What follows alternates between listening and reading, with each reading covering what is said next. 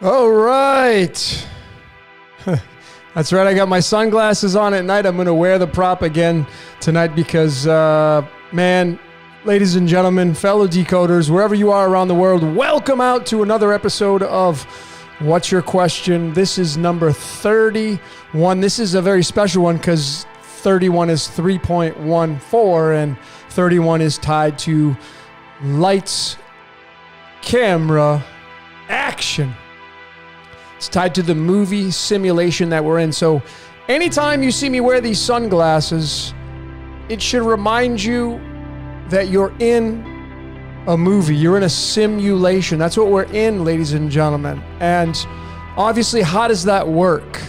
Well, we're going to talk about that tonight.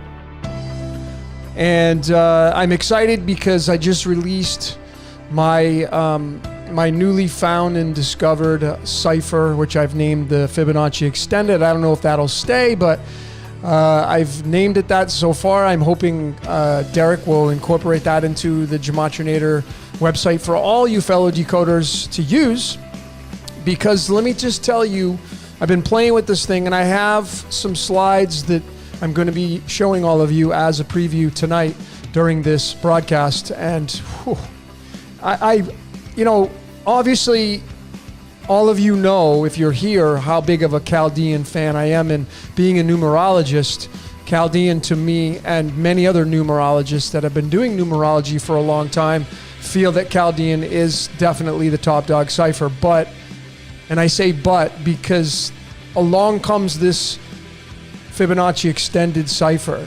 And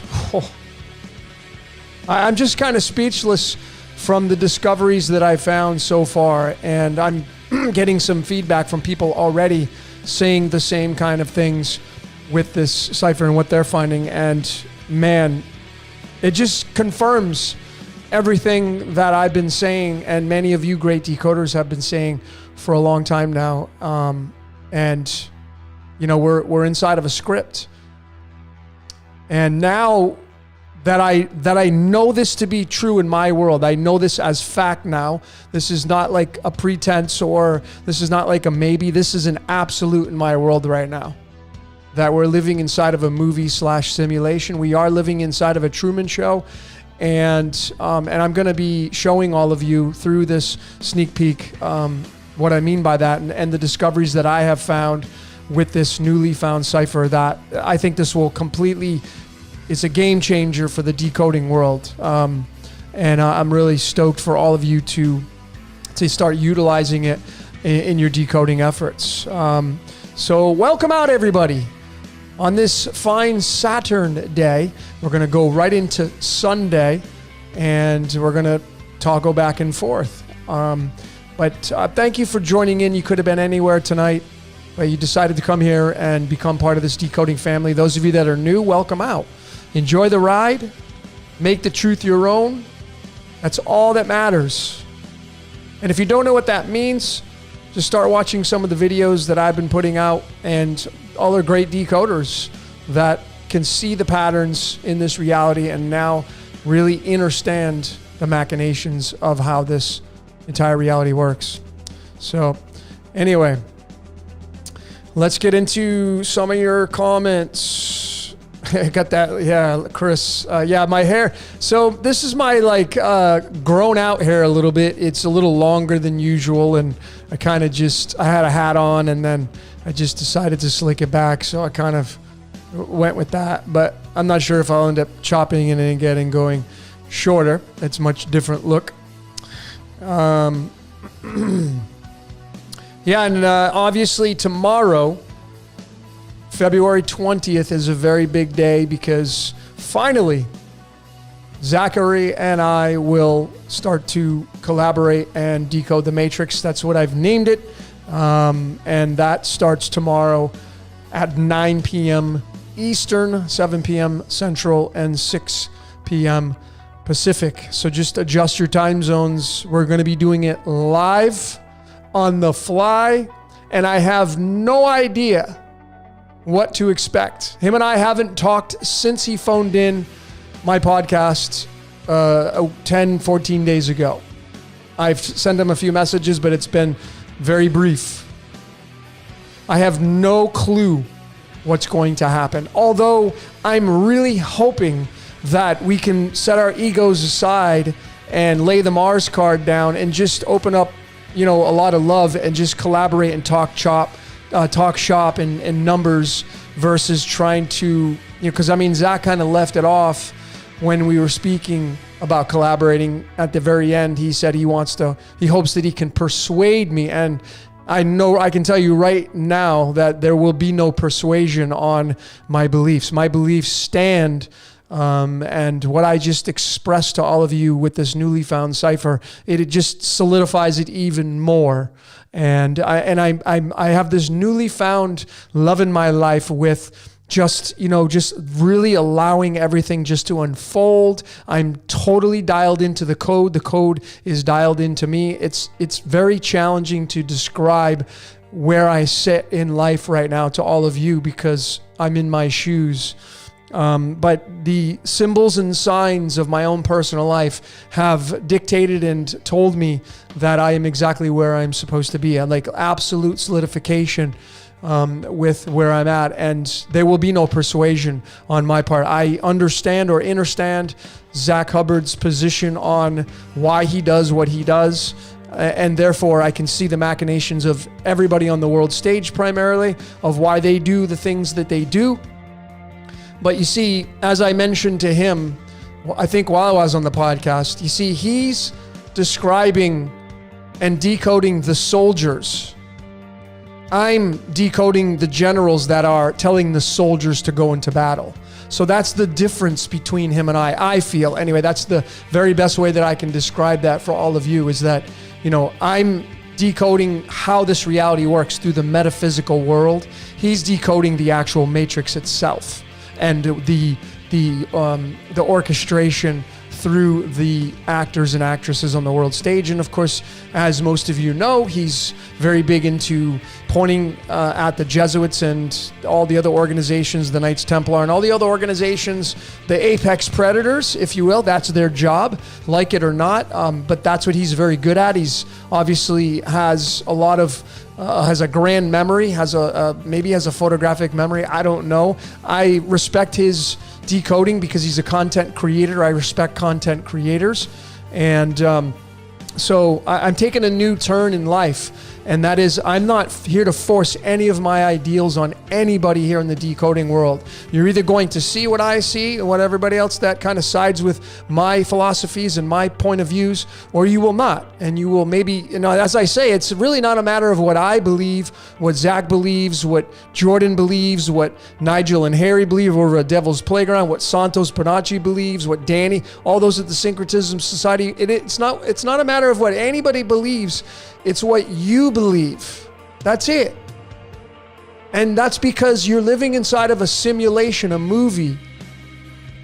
And is it coincidental that the word imagination in the Chaldean numerology equals the number 33, which is a match to that capital letter G in the Masonic symbol, the square and compass? Imagination. And then the square and compass is drawing that imagination out.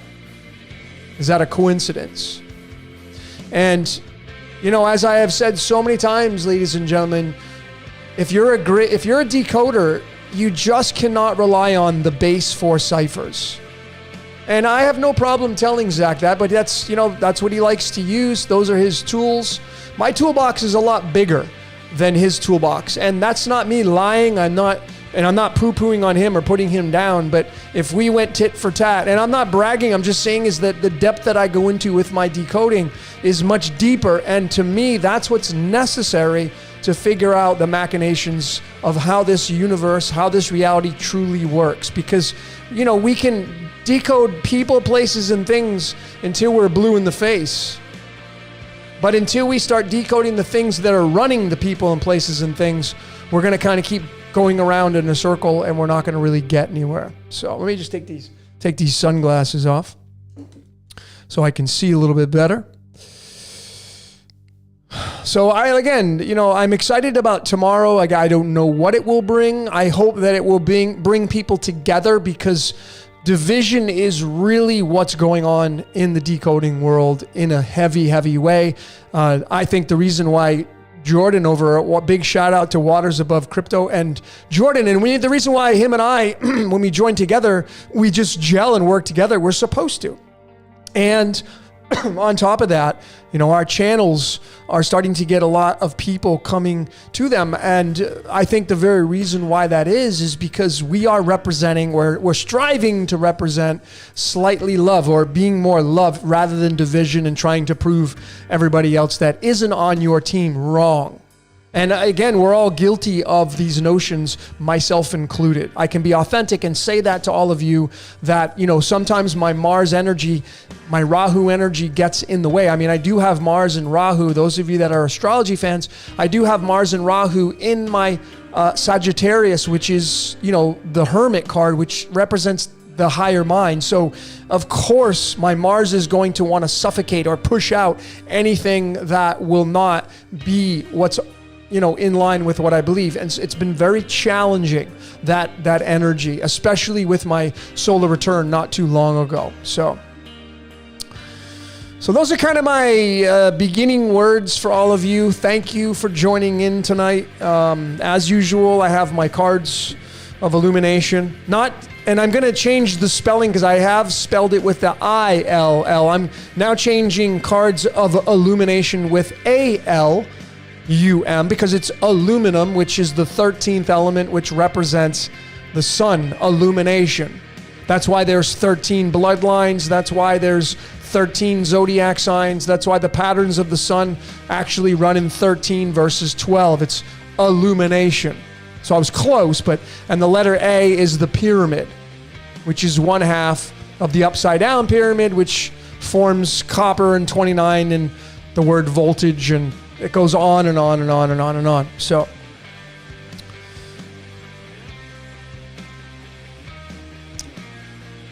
let's get into some of your comments. So the 8th gate, I think Zach means well. He does mean well. Let me just tell you, okay, he's doing his job. Now, I know a lot of you in this chat may not like the way he behaves, I know he doesn't care. I don't think he's in this for fans. I don't really know the guy. I don't like the way he talks down to people, and all that kind of stuff, but that's a personal thing. It's not my life. I don't live that kind of life.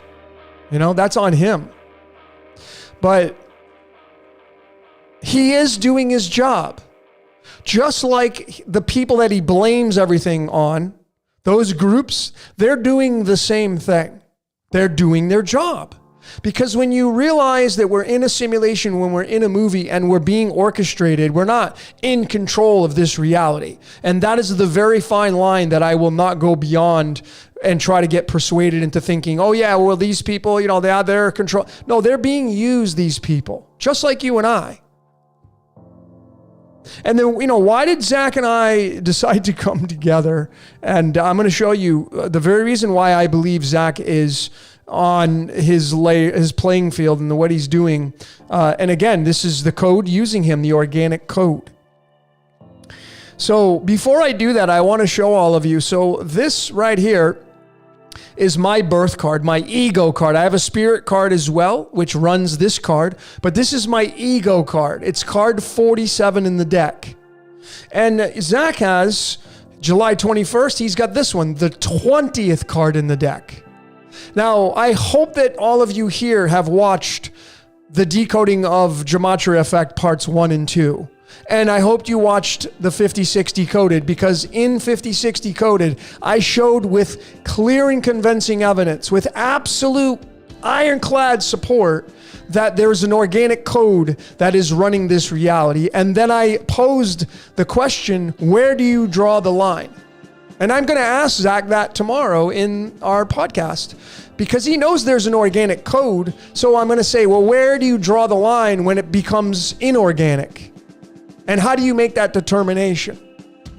But nonetheless, here are two cards together, which is interesting because this is 8 and 7, which, Zach is 20 and I'm 47. When you add up 20 and 47, it becomes 67, and 67 is the 19th prime number. And 19 is part of the, the 1937-46. But those of you that don't know, and again, I mean, why are we coming together, Zach and I? Well, I'll tell you, one of the main reasons why is because, remember, our cards equal 67. 67 is the 19th prime number. There's the 19th card. And I showed in my 5060 coded how the organic code is operating through us and using us.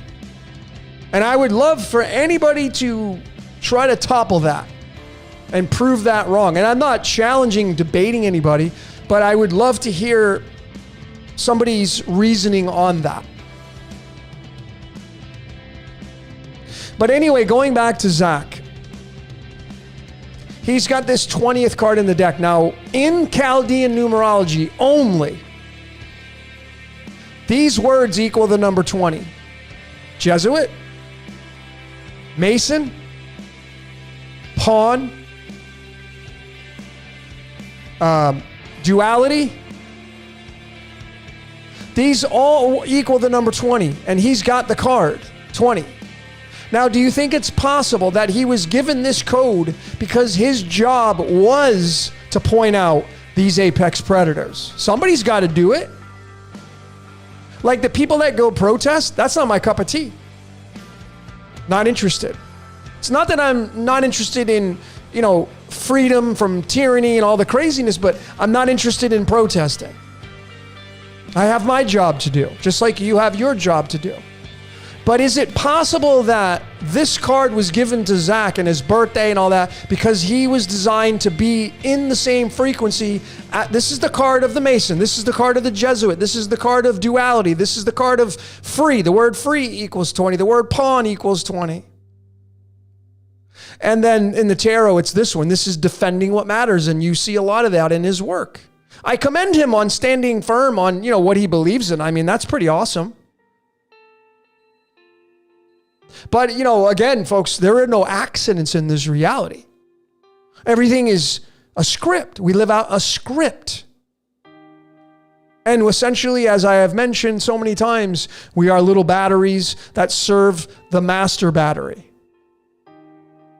And the decoders in this world are no exceptions.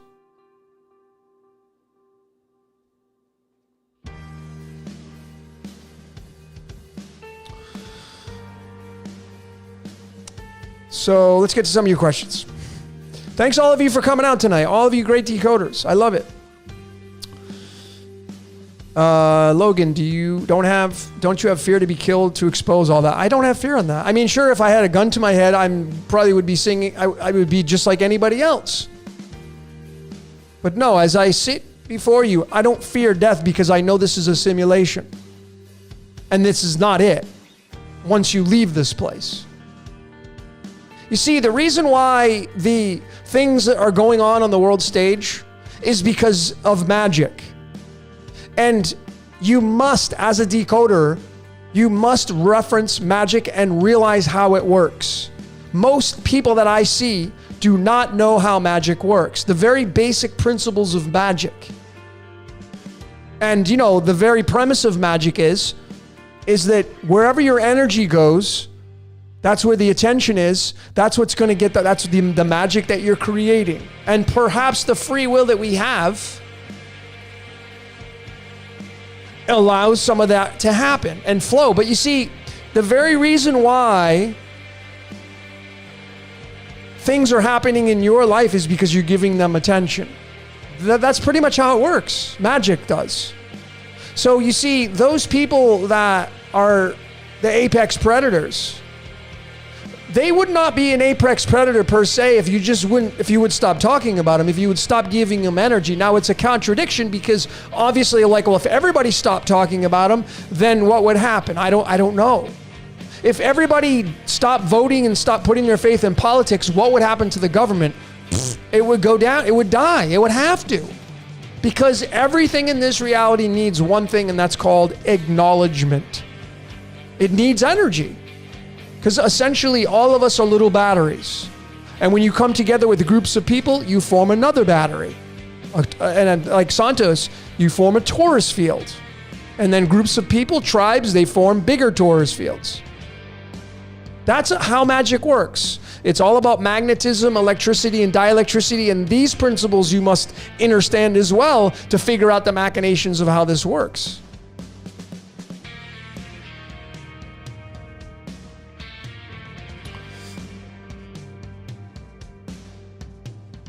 Why did I add a K to magic? I just decided to spell it that way one day, and you can do the numerology on it, but it doesn't really matter which way you spell it. Obviously, the spell that you speak is really a measurement of what matters most.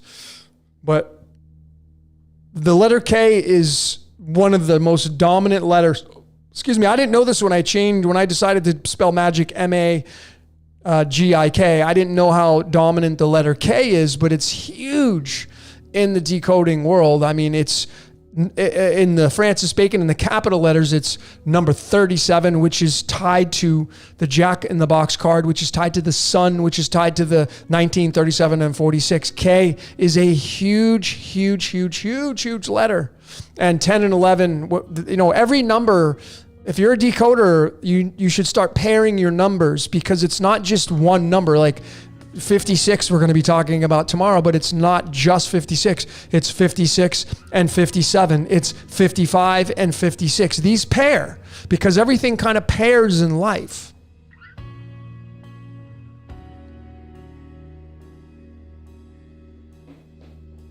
So magic is in the ether, Kay's asking. Yes, it is. It's always. Magic is just frequency, is all it is. It's frequency.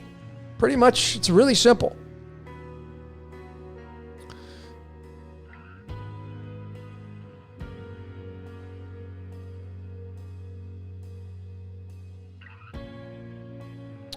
Is the magnetic longitudinal pulse wave magic? I would say so. Yep. I would definitely concur with that notion. I would say 1000% that and it would be electric. I believe the magnetic pulse would be from latitudinally north to south, and then the longitudinally running east to west would be electric, magnetic and electric. So the magnetic would be from north to south, the latitudinally. And if you were to take a magnet, if you take a U-shaped magnet and you would have a piece of metal and put it there, you can't see the frequency in between the magnet and the piece of metal you're trying to pick up, but it's there if you could measure it. If you could see it, you would be able to see the pull. You'd be able to see that frequency in between the magnet and the piece of metal you're trying to pick up.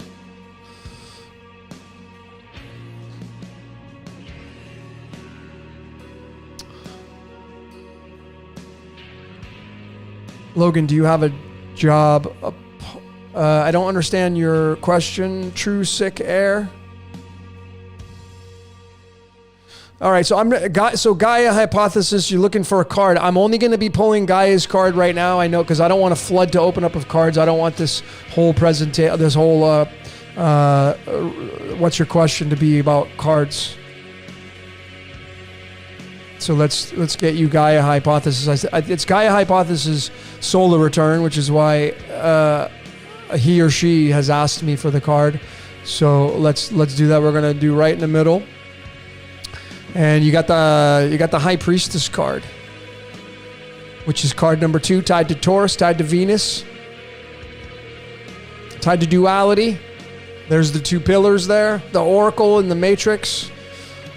What does this mean for you on your solar return? Is that what it means? You're going to be carrying this card for the entire time of your solar return? No, but I would definitely research this card and see if you can find any gold nuggets for that Gaia hypothesis, the High Priestess. If you need more information on that, just type in the High Priestess Teach Me Tarot, and you'll go to a website, which I've become very fond of, and read about that card.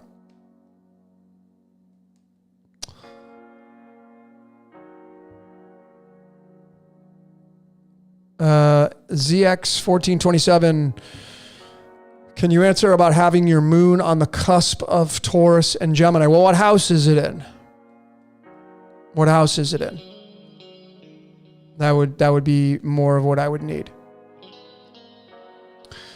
What are my thoughts on solar flares? Well, I mean, according to many people, they're real. I mean, you can go research solar flares. I think they're pretty interesting. Do I have a job? No, I don't have a job. I just create passion. Jobs to me are like punching in a clock, working for a company, nothing like that.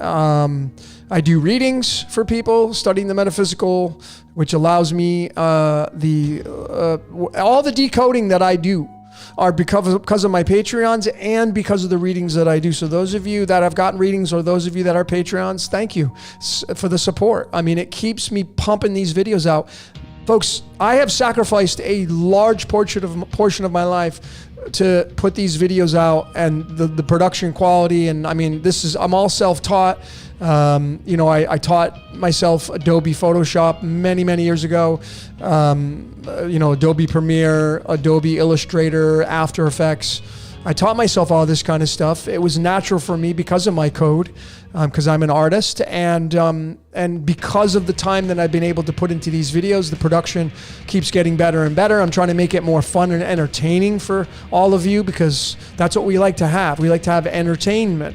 So that's what I do. And what do I do between these activities? I work out 5 to 6 days a week. I go to the beach. I ground. I go in the water. Go on tours here. I travel around a little bit, but I have spent for the past 4 years a major amount of time indoors with my ass in the chair, which is not good, sitting down a lot and staring at a computer screen and just decoding. And I would probably say over the past 4 years, I probably have averaged 6 to 8 hours every single day for the past 4 years of decoding. And that's, what you're seeing in the production of what's going on. So.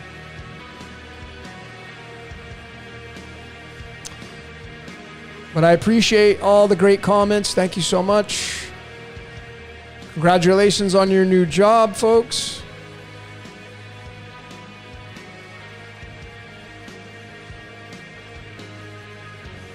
Going through your comments. The Crypto Ginger, what or who exactly is running the Tetragrammaton? Well, the Tetragrammaton is the Yod-Heh-Vah-Heh. Tetragrammaton is the Greek word or the Greek reference to the Yod-Heh-Vah-Heh. And as I showed, using this new Fibonacci extended cipher, the YHVH equals the number 15, and 47 is the 15th prime number, and Tetragrammaton equals the number 47. So it's the Israelite God of the Bible, whatever that is the Tetragrammaton. Is there anything running that? I don't know. I don't know. I couldn't give you a specific answer to that, because there could be multiple architects running this show.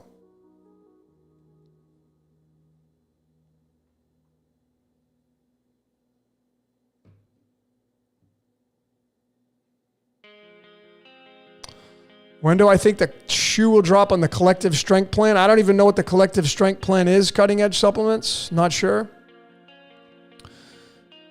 How many codes are there? Zach's asking, how many codes are there? I'm not sure what you mean by that. Can you elaborate? I don't know what that means.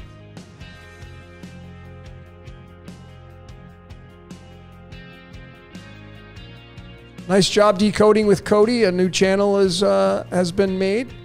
You're welcome for the inspiration. Thanks for being inspired. What's up, Bobby? Bobby from New York in the house. We got the Wolf Pack. We got Jordan's Wolf Pack in the house.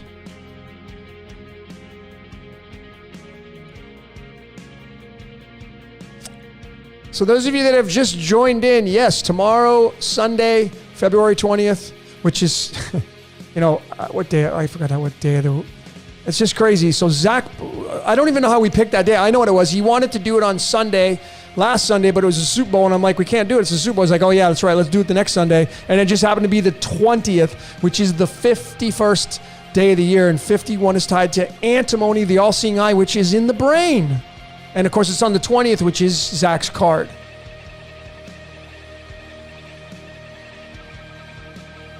And it is the 5 of diamonds card. on Sunday tomorrow. Tomorrow's the 5 of diamonds card. And, again, as the organic code, as fate would have it, this is card 31, 3.14. So we're doing it on the 20th. That's Zach's card. And then my last name is Payette. I have Pi all over my name. And this is the card for February 20th. It's the 31st card in the deck. And 31 is tied to 56. Because 56, when you use the string of the golden ratio and the string of pi, you're going to find the number 30 and 31 tied to the 56. And that's really how him and I got together. And it's so funny. I went to Tulum. I mentioned this in my Gematria Effect 2 Decoded. I showed everybody, these are the cards. People thought I was just photoshopping. These are the sunburnt cards that I found in the sand in Tulum, Mexico. I was just walking to the beach and they were just stuck in the sand with a bunch of garbage around them. And of course I saw them because they're cards. And I just grabbed them and we were walking to the ocean. I was with some friends and I just threw them in my backpack. And then when I pulled them out days later, I forgot about them. It was freaking, not only was it Zach's birth card, the 7 clubs, but it was the 9 spades, which was the day that I ended up doing the decode about this whole thing. Folks, this is the organic code working in the background all the time. And then you should pose the question to yourself, where do you draw the line and say, well, that's not organic code? I mean, if it's a bad deed, if somebody gets killed, that's not organic. If somebody gets murdered, that's not considered organic. I don't know why somebody would say that. I've decoded serial killers and they're being used. It's just, I don't know, man. Michael R. Why do I use the Chaldean cipher the most? The reason why Chaldean to me is the top dog, which I think is going to get kicked off the hill because of this new cipher. I hope Derek implements. I'm already using the hell out of it. I'm going to give you all a sneak peek. The Fibonacci extended, because it's the pattern of nature, and this is going to be a game changer. The reason why I use the Chaldean the most, and I think it's the best cipher out there, is because, you see, Chaldean goes off of what's called phonetics and vibrational frequencies of the letters. And if you look at the numbers in the Chaldean and the numbers they're linked to, because they're all over the place, you're going to see that the F and the P are the same value, and the F and P look almost identical. The F is a broken P. So we can get into the shapes and symbols of the letters versus just A through Z, 1 through 26. And then the other reason is, you see, Chaldean is it's the oldest known. If you're a numerologist now, you see a lot of people that are decoding, they're just decoders, they're not numerologists. See, Gematria is, you have to understand something, folks. Gematria, the definition of it is the coding of words into numbers. None of us do that. What we do is we decode. You put your letters and words into the Gematrinator website or whatever website you use, and you get an outcome. That's not Gematria. That's numerology. I don't know where this came from, but anyway, I'm being a stickler on it, I guess. I can let it go. I don't really care. People can use whatever they want. But anyway, Chaldean uses the numbers 1 through 26 only. The tale about why they didn't use the number 9 in the cipher itself is because they felt the number 9 was a holy number, and it is a repeater number, which is why any cipher that anybody makes or uses in the Gematrinator website will eventually lead you to the same results. But the very reason why Chaldean to me is the top dog cipher is because it's the only cipher that's directly linked to the cards of illumination and the tarot. And this right here is the 19th card in the deck, and 19 is the 8th prime number. If you know your numbers, you got to start using numberempire.com. 19, the number 19, is the 8th prime number. This is the 19th card in the tarot. And we know the sun makes what's called an analemma shape as it moves across the sky, however that looks. Go study Santos's work. It's a no-brainer. I have Superstar Part 3 coming out, and I'm going to show all of you things you've never seen before, just like I did on the first Part 1 and Part 2. It's a shame it hasn't gotten more views because, you see, when you decode the sun, it's a game changer. Because that sun and moon in the sky, it runs the stock market. It runs cryptocurrency. Why does anybody think that it doesn't run us? Why would it be different? Oh, well, human beings, that's different. Go start studying photosynthesis and how that whole operation works with ATP and cells and how energy gives off. And it's much deeper than most people decode.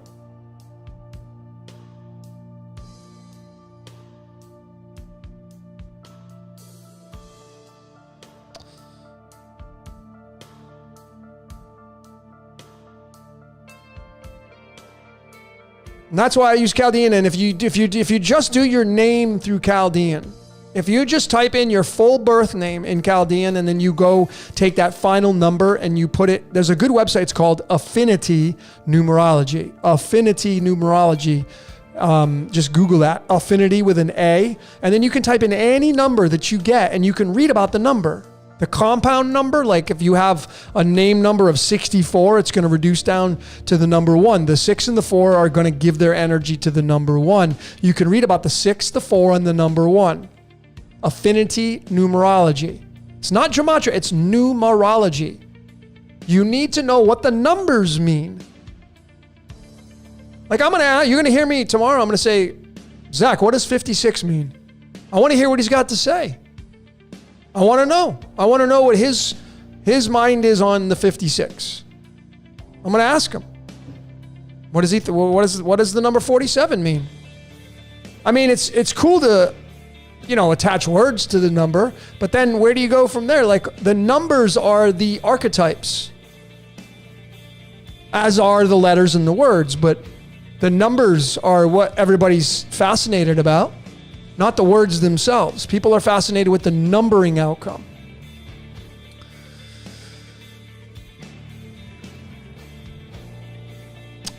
All right, let's get back to your...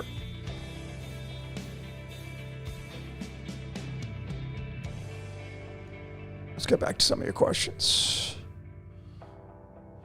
Yes, I'm in Mexico. Oh, that reminds me. Let me make an announcement for all of you thinking about leaving your place of residence and relocating. And so a big shout out to the Syncretism Society. Please, if you resonate with their channel, I know Santos, they do theirs on Saturdays at 7 p.m. Eastern time, their podcast. I know they did theirs tonight. And big shout out to Santos. He's a great friend of mine. And, he's got a large following of people. He's got about 250,000 subscribers. So he's not a small fry. He's one of the bigger names in the decoding world, in the syncretism world. And I'm very grateful to call him my friend and brother.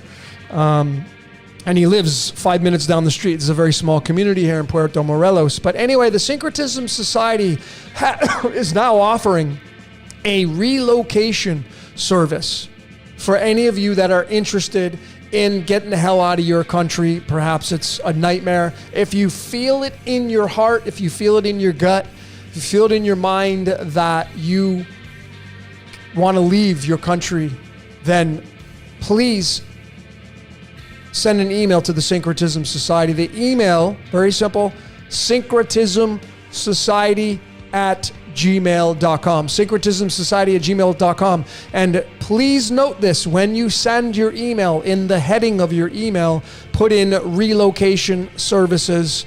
And then when you, in the body of your email, just reference and let them know that I sent you. I don't get anything from this, folks. I'm doing it to help the society out because I love those people over there.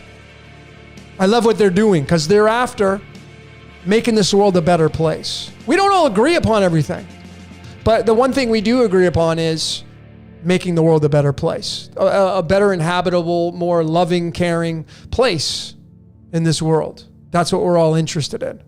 So that's the like-mindedness that we all have. So if you're interested in relocating out of your country, send an email to syncretismsociety@gmail.com, put in relocation services in the heading of that email, and send it off. And someone will get back to you, either Crystal or Anne-Marie or somebody from the back office will contact you and give you more information on that. Okay? So those of you that are interested, have at it. It's amazing here in this little town. It's freaking awesome, and I've been here, and I don't plan on leaving. So I just want to mention that. And a big shout out to Syncretism Society, Danny and Santos and Anne-Marie and Ricardo and all the people that are, they do just all the instructors, all the great instructors they have. It's amazing.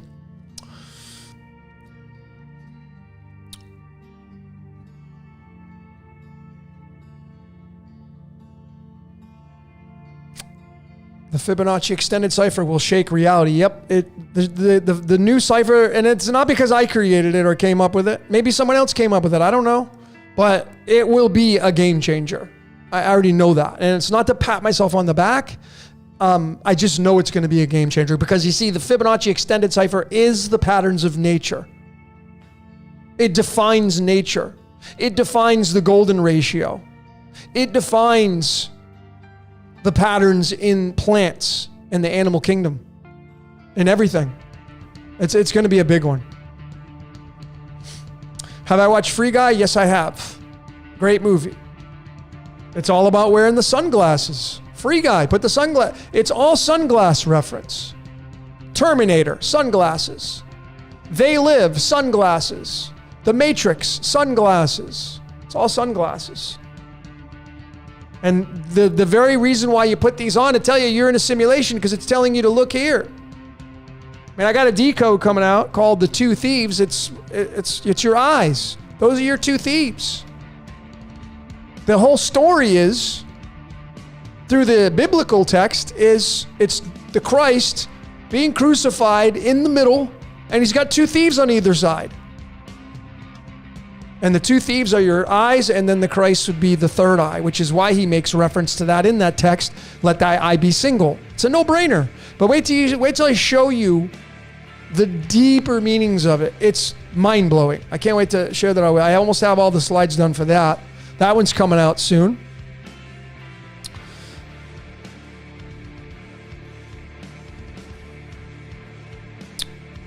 All right.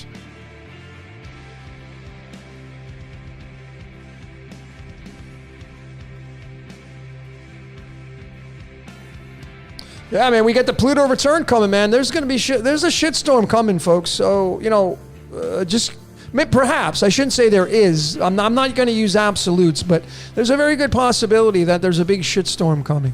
Whatever that looks like. I'm not going to elaborate on that, but there's going to perhaps be some massive upheaval headed our way. Whatever, like I said, whatever the hell that looks like.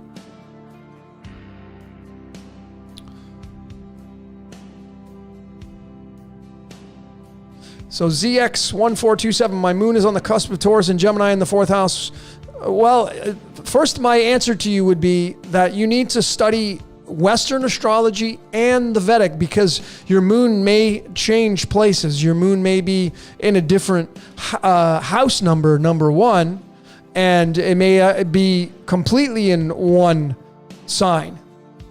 So I would have to look at your chart to really give you a determination. I would suggest watching my How to Decode Your... It's my most popular video. Almost 40,000 of you have watched it. Thank you for watching it. Those of you that have, it's right on my main page. If you have not watched that ZX1427, for time's sake, the best thing to do is go watch that video, and you can figure out how to decode what you're asking me, and you're going to be able to put a lot of time into that and get a lot more information than I'm able to share, because I'd have to look at your cards, and it's challenging because I use Vedic and tropical.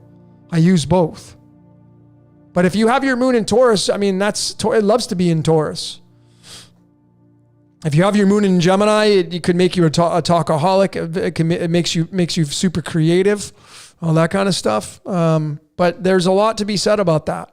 I'd have to see what's going around. Are there other planets there that are having any impact on that? It's not that simple. I know I can't give you a definitive. I know you're looking for an answer, but it's very challenging without looking at a chart.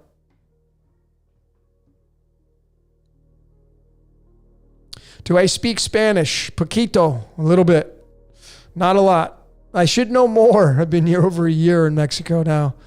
Like a year and a half, going on a year and a half. I should know more. How do you make a Gematria app? I have no idea. I wish I knew how to do it. I would make my own. I mean, you can clone gematrianator.com. But, I'm all about like this tribe that we got. Why would I want to? I mean, Derek's already got the thing built. Him and I are supposed to do a podcast together, by the way. That's another big shout out. Big shout out to Derek. I mean, that gematrianator.com website is a massive resource for all you great decoders out there. And, my hat's off to that guy. He must be a coder, which I wish I knew how to do that, because I would build the sickest. I mean, I know how to build websites, but not HTML code. I would build the sickest website with all the mystical art platforms. But anyway. I just hope that Derek puts that cipher in there sooner than later. But right now I'm doing everything by hand. I'm going to show you some of the slides as a preview tonight.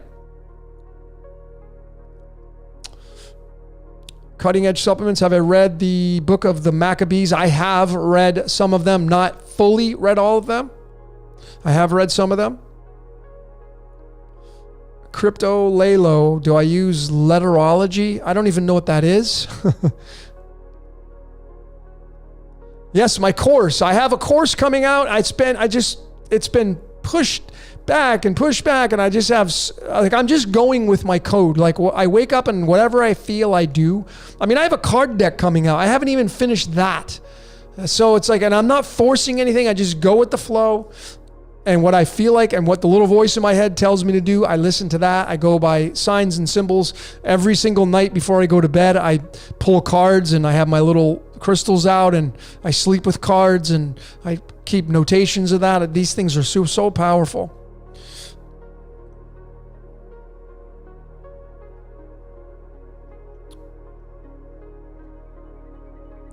What is the MRT? What is the reason people talk about you playing with our minds doing magic? No idea. I mean, if people really knew what magic means, everybody's doing magic. All of you are doing magic right now when you type into the text box. Everything's magic. If you do something through an energetic expression, it's magic. So we're all influencers. And we're all salesmen. People say, I'm not a salesman. Well, when you shake hands and you introduce yourself to somebody, you're selling yourself. What do you do? Tell me what you do. What do you do for a living? And then you start telling the person that you're selling yourself. You may not be selling yourself to receive something in exchange, but you're selling yourself. That's the ego.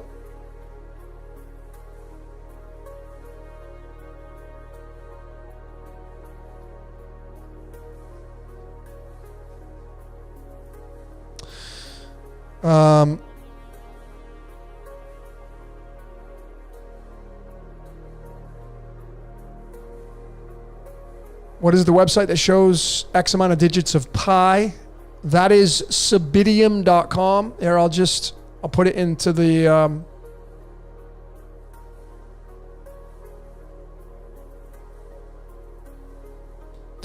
there you go. I'll sticky it on the top. I'll pin it at the top.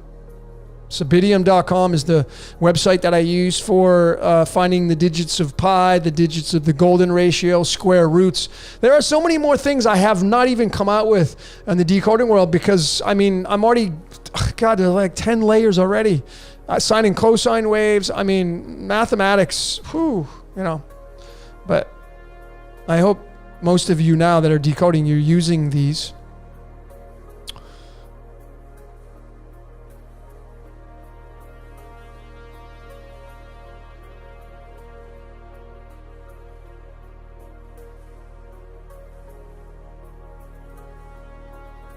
My thoughts on aliens, I've never met one.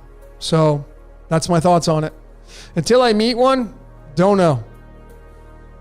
See, I'm a guy who, I'm after like what I can prove, what I can see, what I can feel. I mean, obviously there's things that I theorize, a lot of things that I theorize on by using numbers, equations and things that I can see, but I haven't met an alien. But I'm not opposed to the idea.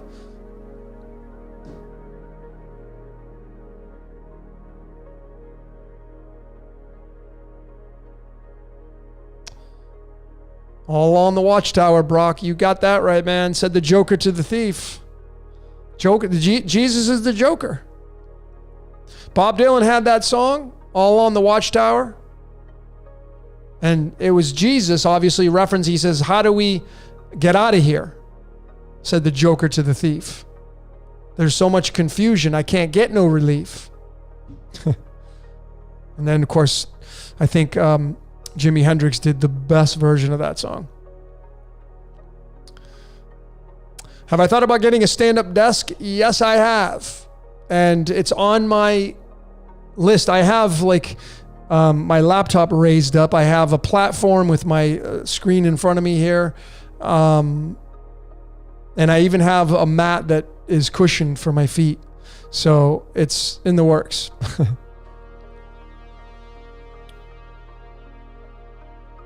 Mitchell, if we are batteries and being harvested for our energy, absolutely we're batteries being harvested for energy. The Greeks called it ambrosia. It was food for the gods. We're all batteries. Here's the positive and negative right here. And every energy that you express through your emotions is what feeds this reality.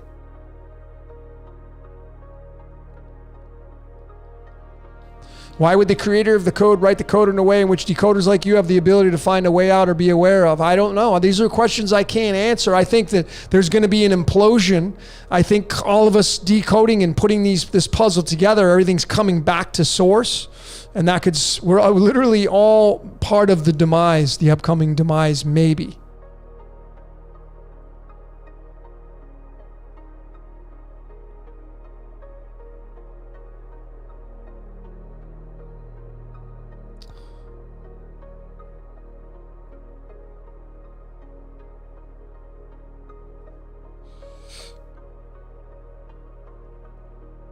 Jeremiah, what's up? Jeremiah, stop watching TV. You watch too much TV. One of the best things I did, folks, is I turned off the mainstream static. That's what I did. And I see you. I see you people who watch the TV. You're putting screenshots and, man, now my microphone's not. I see it. It's poisoning your mind. And remember, if we are creating this reality through our minds and you end up, you're talking about this and that script and this and you're influenced by that and that's going to happen, you're giving that energy through your magic. And essentially you're part of the build. No offense, Jeremiah. I love Jeremiah, but you pay attention too much to the Matrix. That's just my opinion, by the way.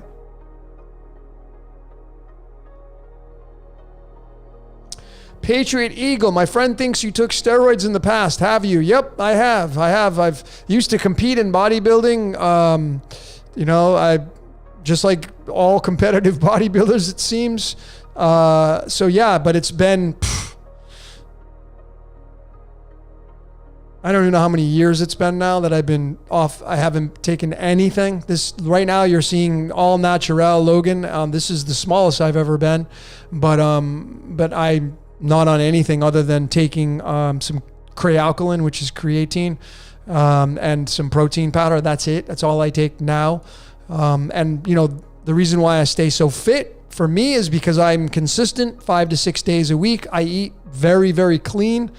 And I do mad cardio. I do about 5 miles, 5 to 6 days a week, plus my workouts. So, consistency is what will tone the muscles. And, I do a lot of circuit training in the gym. My workouts are very easier than they used to be, but I don't do any of the stuff that I used to. That was when I was feeding my ego and I wasn't awake. I was more into my ego and feeding the primal.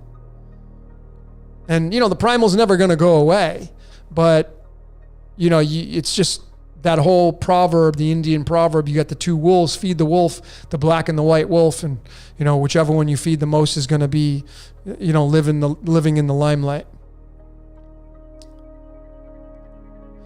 So MRT, why do we use tarot cards? Why do I use tarot cards? Because tarot cards are embedded into the code, the source code.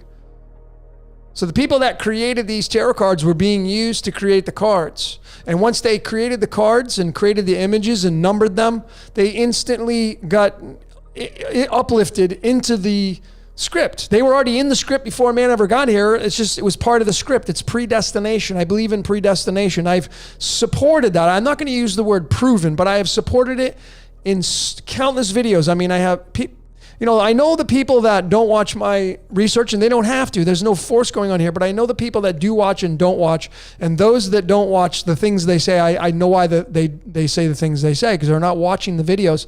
But I have shown with clear and convincing evidence that these are no less sacred than the Bible, than the Upanishads, than the Tibetan Book of the Dead, than the ancient texts of Shinto and Japanese, than any of these ancient texts. It's all the same, all created by the same source. And these are the wardrobe of whatever created this code, the source code. And what do I think makes the cards reveal reality? Because we think in pictures.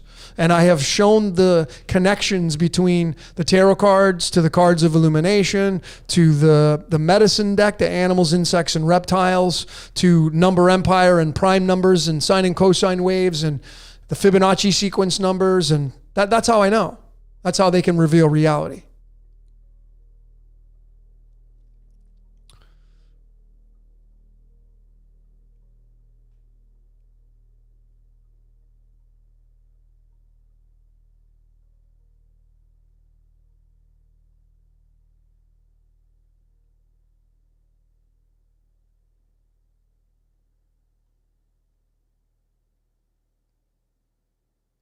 What is the source of the dark matrix? Well, I just think there just is one, the matrix is what we have essentially created. It's like a web over the world, and we have created that through our thoughts.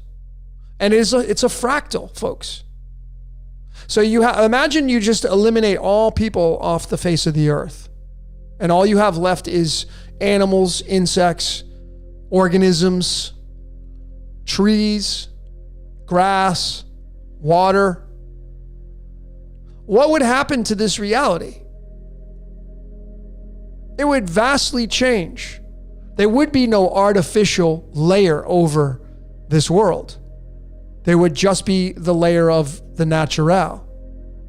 But because human beings come in and then we create another fractal on top of nature, and you get into the computer, which is what we all may be living in anyway. We all may be, and I know that may be really non-tolerable for people. I know people would really have a really hard time wrapping their minds around, like, what do you mean we live inside of a computer? I see some of the comments. I see some of the great decoders putting this out there. We live inside of a computer. And then I see people's comments. I just observe. We don't live in a computer. What are you talking about? The concept is so deep down the rabbit hole and if you're just on the surface, you'll never get it.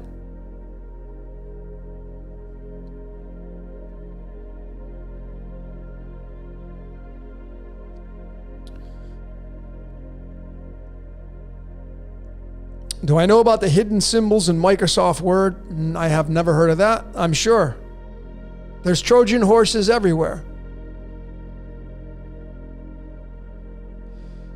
What is the name of the site to see what tarot card aligns with your birthday? There isn't one right now. I'm going to put something out there.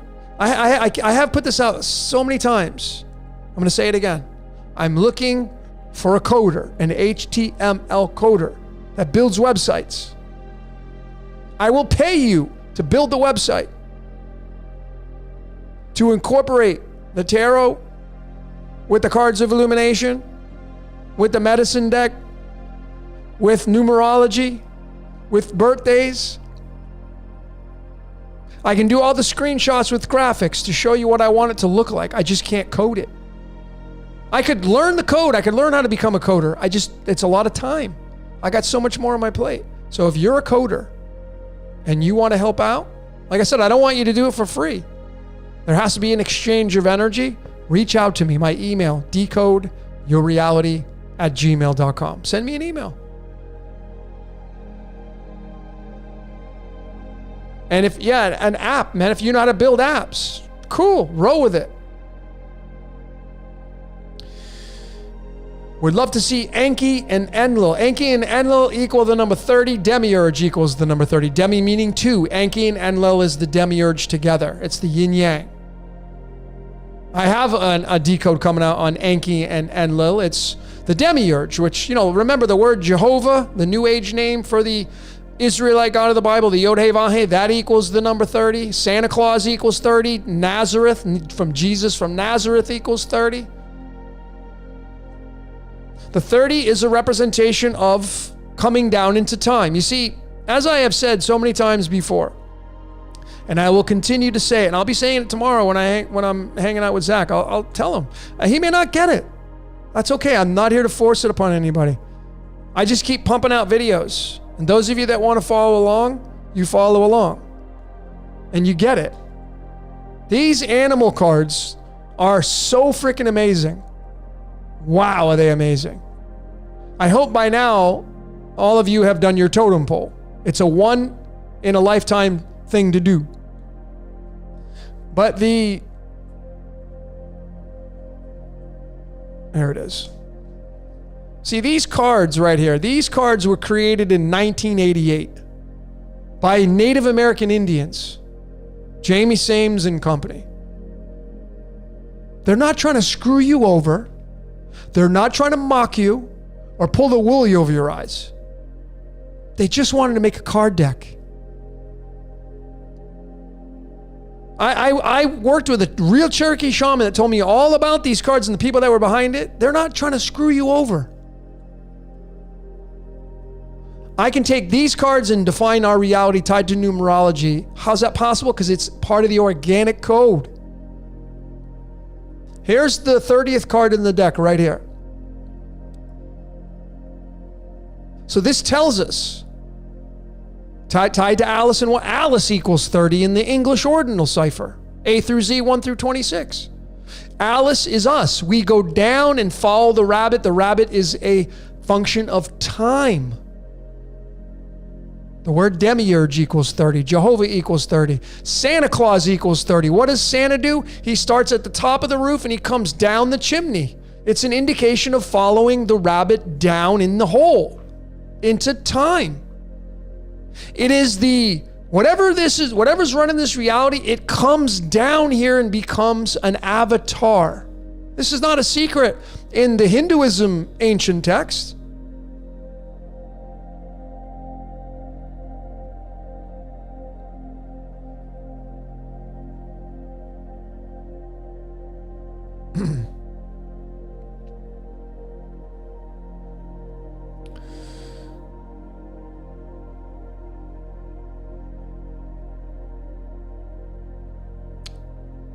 Cole Pierce, October 7th. Well, you have the you have the Two of Diamonds card. So you want to go to Cole. What you want to do is you want to go to, because I don't have it memorized.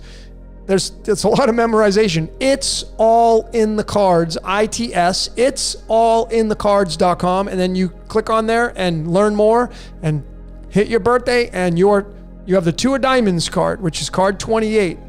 Kind of the juggler. You have a lot of currency coming to it. That card attracts money. That card, that's the code you were given.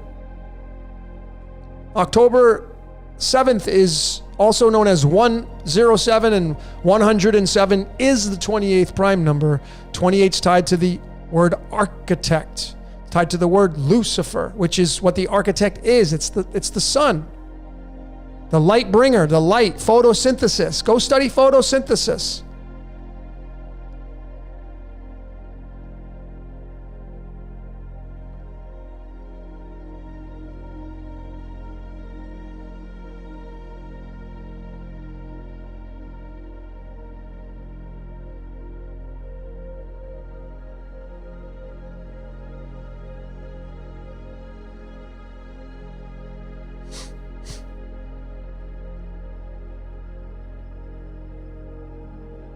Jeremiah, you're funny, brother. You always have conflicts, man. You keep getting them because you love them. Let's go, Brandon. Am I doing a show with Zach? Yes. Tomorrow, Sunday, February 20th, I will be going live with the great Zach Hubbard on my channel here on YouTube, 9 p.m. Eastern, 6 p.m. Pacific. And I'm going to talk to Zach about this because I want to clear the air for everybody. Because I see some, and I'm just going to use this word. I'm going to pull my Mars card out here. I see some morons, some idiot people making ridiculous comments, saying that I'm an agent, saying that I'm a shill. I don't even think people know what that word means. They just like to sling it around because they don't like something about me. Maybe they don't like my hair. Maybe they don't like my face. Maybe they don't like my t-shirts.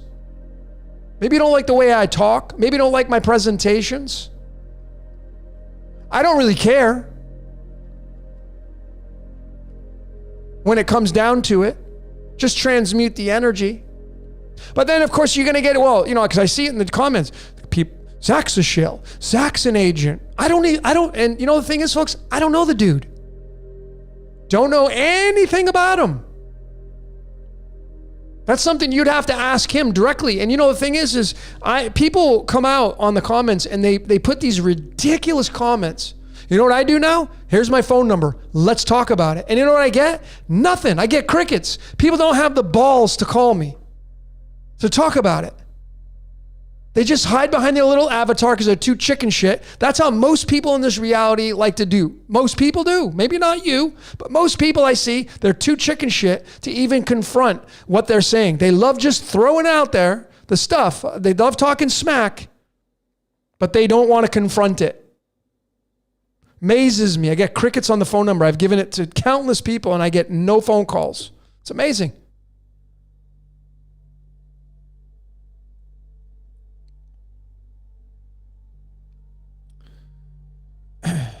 God is dielectric light split into two lights. Yeah, so that's a great point, Emerald. So I have done some research on this. I believe anyway. So you have the three principles that make up this reality. You have magnetism, you have electricity, and you have dielectricity. Now, if you study the formula for that in science,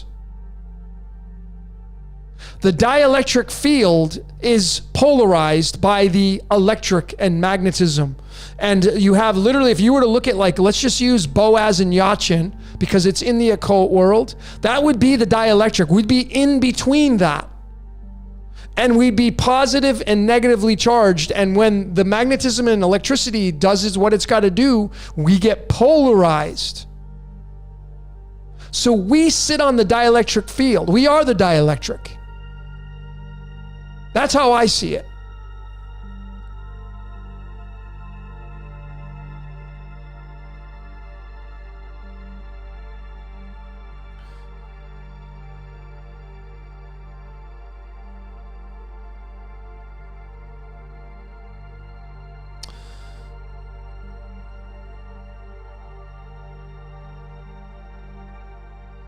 Devil's Playground in the house. Nigel Oliver, coming all the way from China. Great country of China.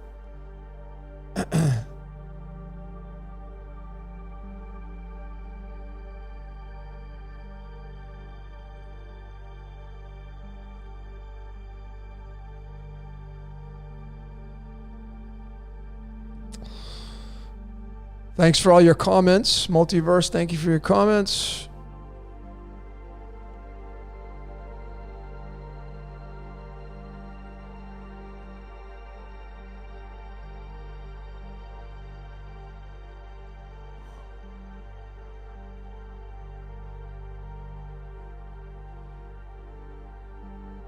I'm gonna let's open up the phone lines.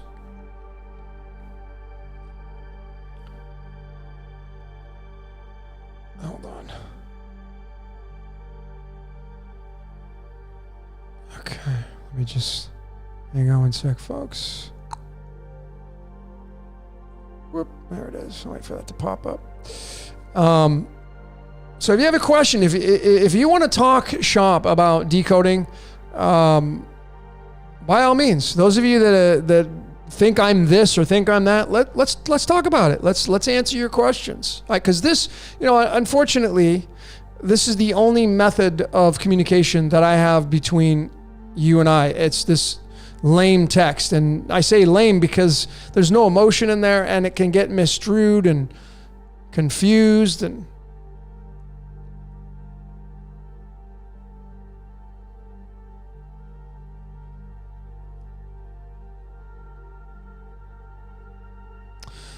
Kurt Wernick, can you tell me about my purpose? That's such a broad stroke question, Kurt. You're January 4th, so you have the 10 spades card, and you want to go to you want to start. Those of you that are here new, if you want to know what your birthday means, you want to go to it'sallinthecards.com. I'm going to actually, let me take this Sabidium off and let me unpin that. And then you can go look up your birthday. There it is. Let me just pin it. Shazam. There you go.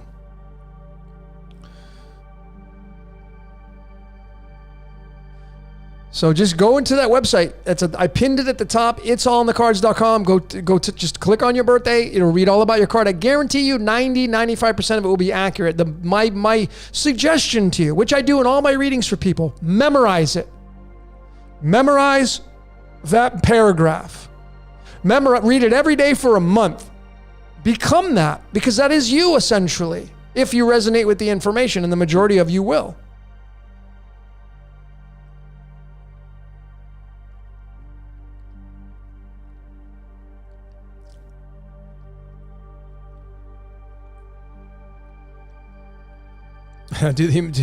Do I make sure they use filtered water in my margaritas? I don't really, I don't go out very much. I eat at home.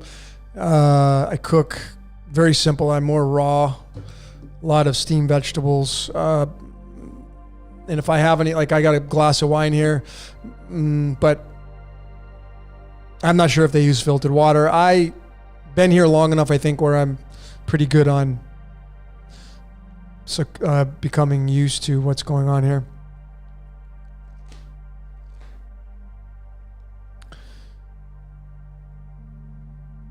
Have you, J Catalyst, what have you decoded about this whole Russian situation? I haven't, and the thing about mainstream folks is that you remember how magic works and the law of attraction. Studying personal development, I did that. I'd studied personal development for well over 10 years. That was when I was more asleep, if you will. I was more in Maya. I was stuck in the illusion. I was interested in earning money and driving the cars and having this and that. And I lost my train of thought. Oh yeah. So now that I realize, how magic works, and if you're decode, and I decoded, so it's a contradiction, but the more you decode and pay attention to the mainstream, the more you're going to attract it in your life, the more energy it's going to give, and the more energy it's going to grow. Those of you that are watching the news stories, guess what happens when you watch and read the news stories? You give it energy. Essentially, you are the food for these archetypes. Everything in the mainstream becomes an archetype. I wish a lot of you would get this notion. I'll just use the Society of Jesus. It's an archetype.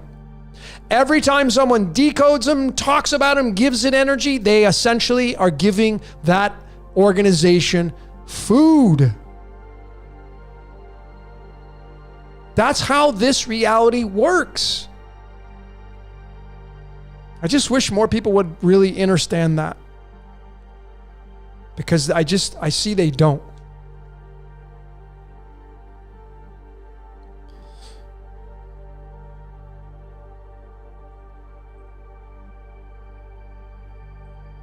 Now that website works. If let me see. No, it works. It's allinthecards.com. That works. Bama Breeze. What is my thoughts on phosphorus? Phosphorus is the 15th element tied to the Yod-Heh Vah-Heh. Yod-Heh YHVH equals 15 in that new cipher that I came out with, tied to nature. Phosphorus is tied to nature. Phosphorus has an average atomic weight of 30.974. You're going to round it up to 31. You're going to get 30 and 31. 30 and 31 are tied to the number 56, which is lights, camera, action. Lucifer, the light bringer, is tied to the Yod He Vah He. I don't think there's any separation. And it is the movie director or producer or whatever that looks like. Phosphorus. And of course, yeah, it's essential for our bodies, essential for plants. Bioluminescence. I mean, you go study nature and it's just like you get your mind out of the gutter of static and the mainstream. And it's just, when you start decoding nature and sacred geometry and these real tangible things, you'll start to see the same patterns are in that as there are in the mainstream and movies and music and everything under the sun. And you'll start to see the organic code sweeping through every freaking thing you can possibly decode, including your own personal life.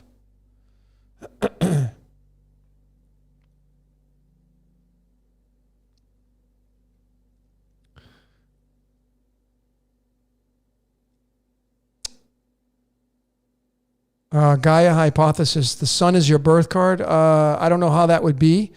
What is your birthday?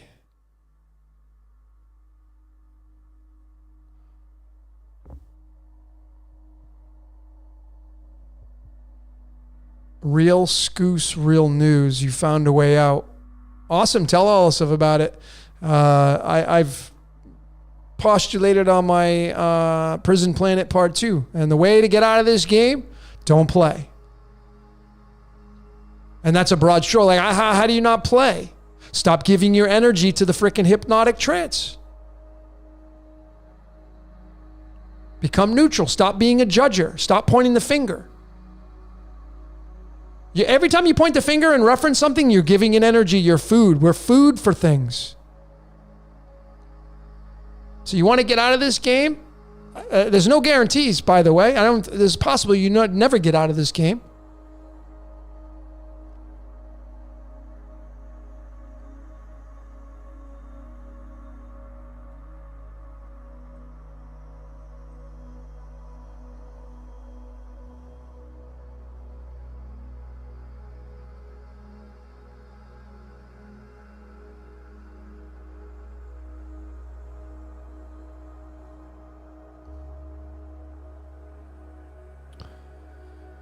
Jack of Diamonds, card number 37, tied to those of you that are Jack Diamonds, it is the birth card of the United States of America, which is a powerhouse, the Jack Diamonds. Anytime you see the diamonds, Lucy in the sky with diamonds, it's the sun. Now we get a phone call coming in. Let's take this call. 810, go ahead. Hey, what's up, man? Good, how you doing? Can you just turn down your background noise, though? Because we get a little echo in the phone. Yeah. There we go. And if you're on speaker, take me off speaker, please. Makes a better connection. You're not on speaker. Okay, cool. Who's calling? Where are you calling from? What's your question? I don't know. I have lots of questions. I'm calling from Michigan. Nice. Corey. Corey, nice to have you. Yeah, man. Me too. You're one of the smartest decoders I've ever seen. Well, I appreciate the support. Yeah. I asked that question about that dark matrix or whatever. The what? And, the dark matrix. The dark matrix. Yeah. What did you mean by that? I wasn't following that. Well, cause you made me realize that that organic code is like in all these games and movies and everything like that, and I thought evil men were making people do it or something like that, but that's it'd be impossible for men to process that, so like what is it that's making them do that? Well, I mean, it's the voice in your head, right? It's just the intuition. It's everything. Yeah. You're a battery, so the battery is controlled remotely. So essentially, yes, people are really doing these horrific acts. People really get murdered. People really get killed, and I don't debate that part of it. But you see, once you start to see the organic codes sweep through everything, you realize that it's not them actually orchestrating it. They're just carrying out the blueprint, as I continue to say. Yeah, so they don't have a choice, or they do? They don't. Now they may say, I have a choice. Like, oh, I'm not going to do that anymore. And then you can obviously start to postulate. You see, this. What's really interesting about the Society of Jesus is that when they first came out, if you read about the history of them, they used to bring you to a retreat in the mountains, and they would teach you for 30 days about the angels and demons, which is the dark. It's the angel on one shoulder and the demon on the other, and it would swing like a pendulum. Meaning that, if you decided one day, maybe through free will, I don't want to do this dark stuff anymore. I want to be a better person. And then you swing over to the good side. Now the angel grabs you, and now you're being remotely controlled by the angel. Yeah, because like I've even myself done experiments like randomizing my choices, stuff like that, and then decoding my own reality. And it's just like, even sometimes, I'll question myself, do I have free will? Because what I do seems to line up so much with other stuff. It's just weird. Yeah. Well, I mean, the thing is that I have shown with my own personal life so many times that I'm being used, and I'm totally cool with it.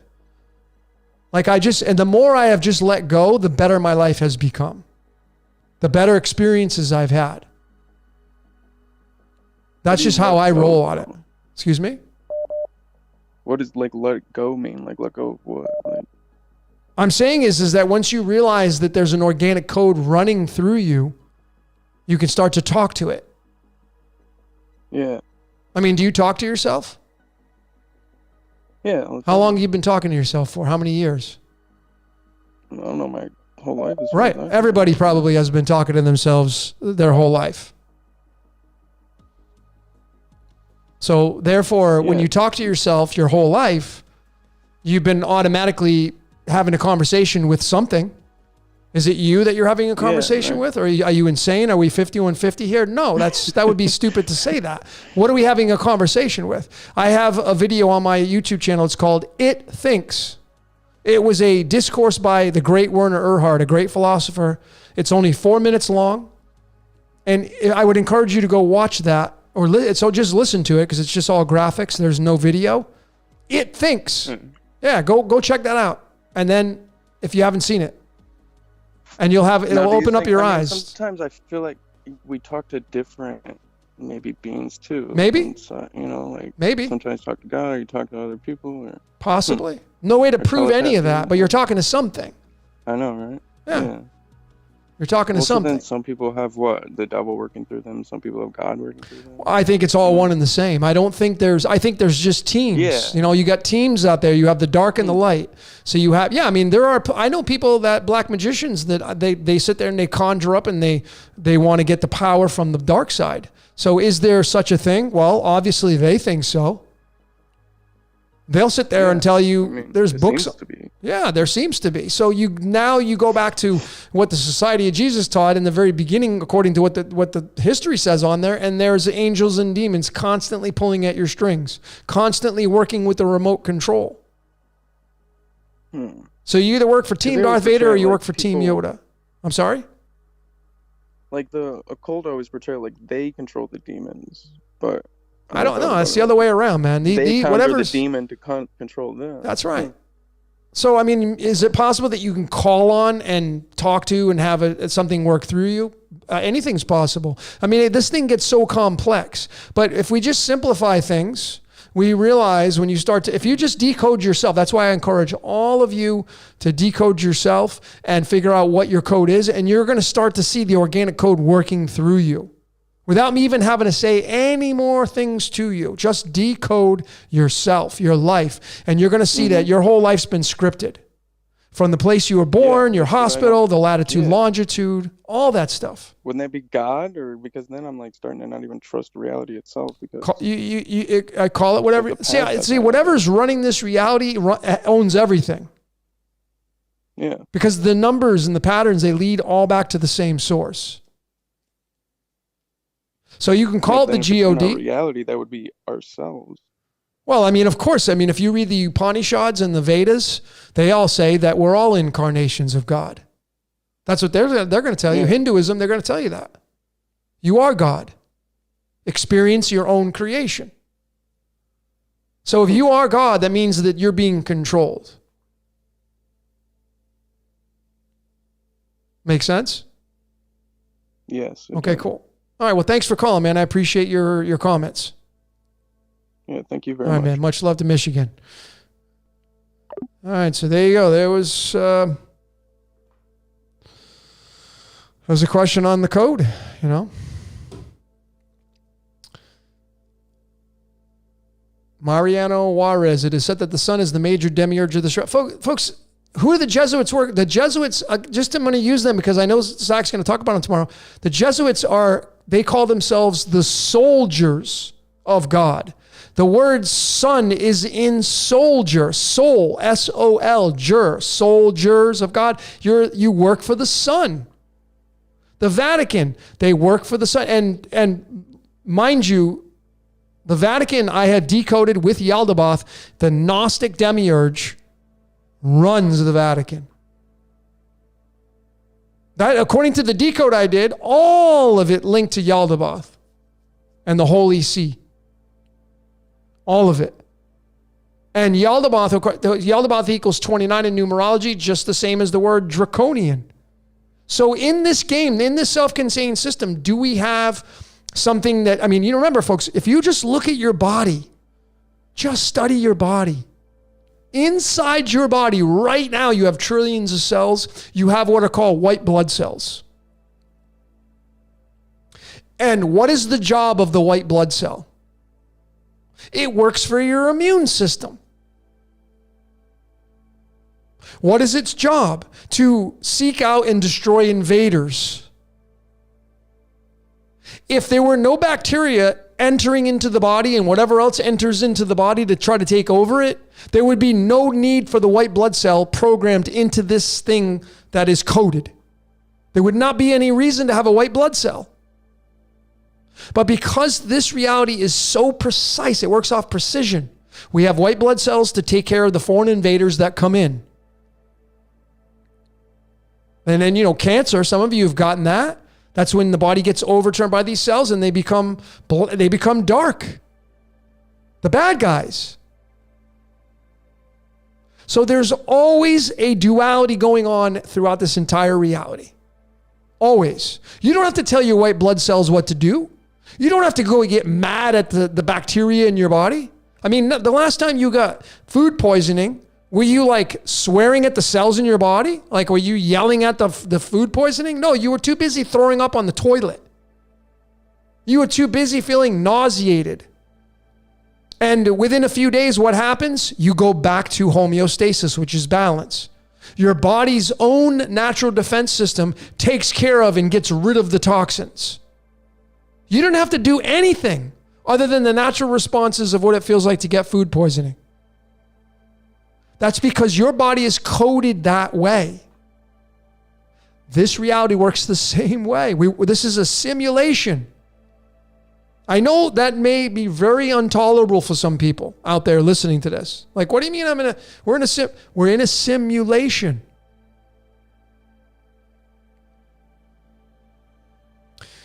We're in a simulation, folks. It's just so easy to see if you start studying the microcosm world journey. If you want to check out a really good YouTube channel, Journey to the Microcosm. Please go subscribe to their stuff. I don't even know who they are, but they're amazing. They put it under a microscope. You're looking at predator prey down in the microorganism world. There's no difference between here and the microorganism world. It's just a fractal. There's apex predators in the microorganisms in your body right now.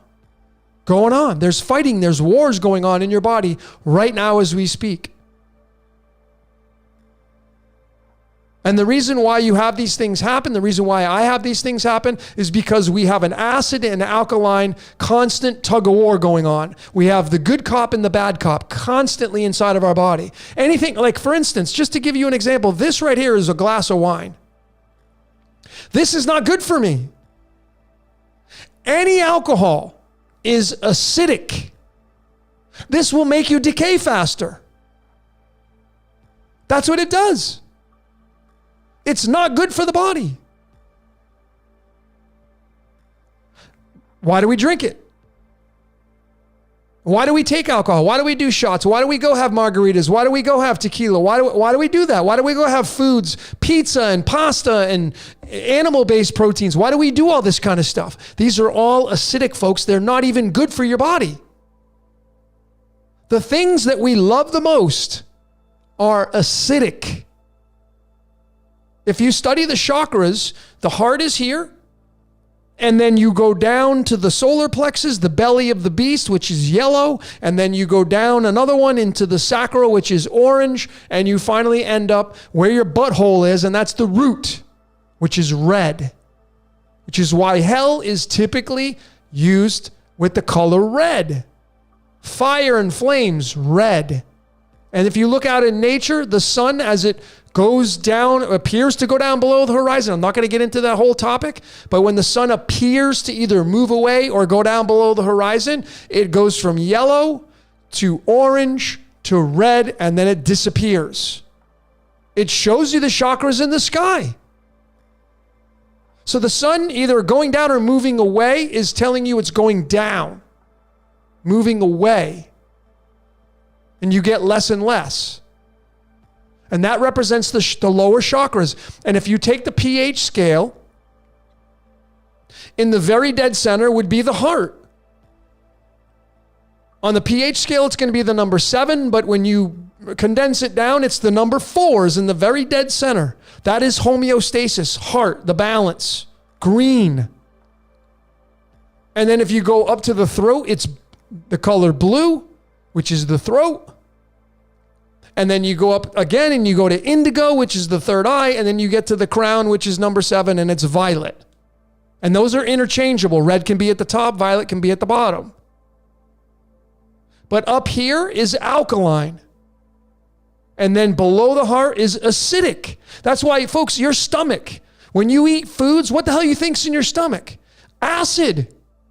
Otherwise, your food's not going to digest. You need the acid to digest the foods you eat. But if you consume too many acids, the body can't keep up, and then you become over acid and you start to get sick. Anytime you start to feel ill or sick, it's very easy. You just got to bump up your alkalinity. Start taking a little bit of baking soda. Let's take this call. I don't know who's calling. 206, go ahead. Hey, Logan, it's Christine. Hey, How Christine, are you? what's going on? How you doing? Oh, I'm doing great. Cool. What's your question? Well, I don't really have a question. I just Well, have come on. This is what's your question? I'm going to bust your chops. What's your question? Come on now. That's what this is. What's your question? You got to have a question. well, gotta I have wanted to something. know what you thought of it. Hmm? I was looking up different things, and there was a guy. Are you on speakerphone? Can you hear me now? There we go. Perfect. Yeah. Go ahead. Sorry. There was a guy. Go ahead. You said there was a guy. Who did the old style of tattoo of the Tapping. method. Yep. And his whole thing is he doesn't let you choose a tattoo. Okay. He will read your spirit and choose a tattoo for you. Well, I probably wouldn't go to that guy, but okay. Interesting. Oh, you wouldn't? I wouldn't. No. Well, I mean, if you feel compelled to do it, then go ahead. But I mean, remember, it's your life, so. Yeah. Well, he's a native Hawaiian. Uh-huh. I mean, if you feel, yeah, I mean, no matter if he could be white, black, purple, green, yellow, if you feel that in your gut that it's something that you want to do, then I would go with that. Don't listen to what I got to say because it's not my journey. It's your journey. Well, so if you feel like you, that. yeah. So if you feel like the guy is something that would be beneficial, then by all means, take it in consideration. You know, meditate on it. You meditate, so. Right. Yeah. Right. And then, like all this decoding stuff. I mean, I'm like, I look at something and it's like, okay, I got to decode this. I got to decode that. And I have like pages and pages. That's right? good. That's what you 1,000 should be. pages. Yeah, that's what you should be doing. Everybody like- should be. Yeah. Awesome. But Okay, well, I'm going other to... than that, can you pull me a card? yeah, all right, I'll pull you a card. I know, I figured that's what you wanted. Let's get you a card. Everybody, I don't want... everybody, I know, but everybody's going to want a card now. But, okay, let's get you... Uh-oh. No, it's okay. That's all right. So you got the snake. Don't you have this in your totem? No, Oh, you don't? I thought you No. did. Why do I think you had the snake? So you got the snake. I have the alligator. No, I thought you had the snake. But okay, cool. Well, number 6. Go check it out. You should know. I will. Isn't that well, yeah, Transmutation. Or transformation, one or the other. Butterfly and a snake, I always get Something like that. confused. I know. Yeah. Okay. Well, have a great evening. You too. Go check out that snake. And then if you find anything significant, let us know in the chat box. Sure. Yeah. Okay, cool. All right, Christine. And then go get that tattoo if you feel the calling. Oh yeah. First, I have to go to Hawaii Oh, well, yeah, there you go. because Well, that's where he lives. okay. All right, well, go do it up. I'm going to take this call. Thanks for calling in. All the best to you in the great state of Washington, Christine. Thanks for calling in. All your great support. All right. Oh, you're welcome. 786, go ahead. Hey, how you doing, Logan? Thanks for taking the call. Yeah, who's calling? My name is Juan. You broke up. What was that? My name is Juan. Juan, nice to have you, brother. Where you calling from? Where you at? Are you in Florida? I'm in Miami, Florida. Oh, yeah, February baby. 4th, Go just Team like- Miami. Yeah. You guys got some good weather out there now, eh? Yes, sir. Yes, sir. Yeah. Sure. Definitely do. Awesome. Hey, Cool, I so just what's got your a quick question? question. I Yeah. don't want to take up too much of your time. I was wondering. I wanted to get a reading from you, but in the reading, you request the information to have the time of birth, and I don't have that. Is there any way for me to find that out, or?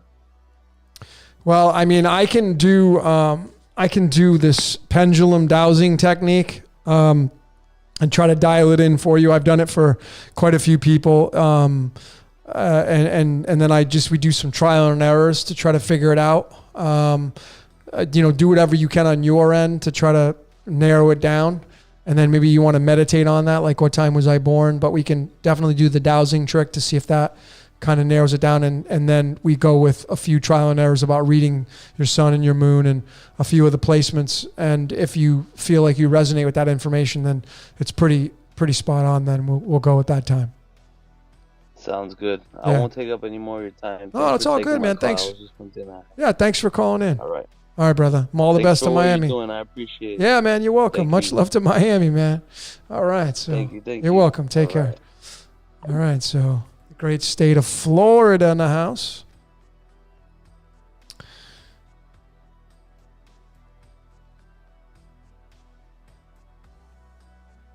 Some people can't get their birth certificates.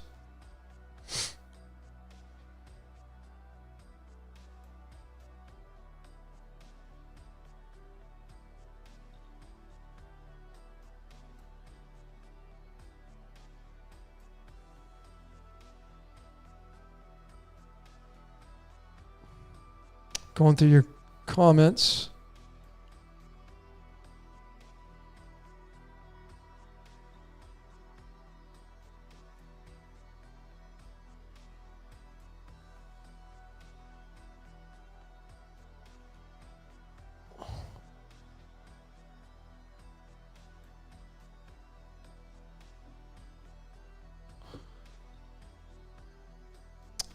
Gabriel Perez, Las Vegas in the house. Nice to have you.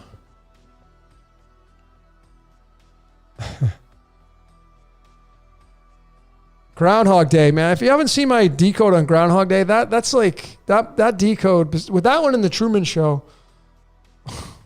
Man, I don't know how you would even consider this being a real reality and being anything other than organic. I mean, again, folks, where do we draw the line with it organic versus not organic? When can we say, well, I mean, we say, okay, well, that's organic, but that's not organic. Well, how are you to determine what's not organic? There's no secret that hides or eludes. It's just like, where do you draw the line to make a claim that said that's not organic? And again, you can't just say, well, it's somebody doing harm in the world, so that can't be organic. That's really ludicrous thinking in my eyes.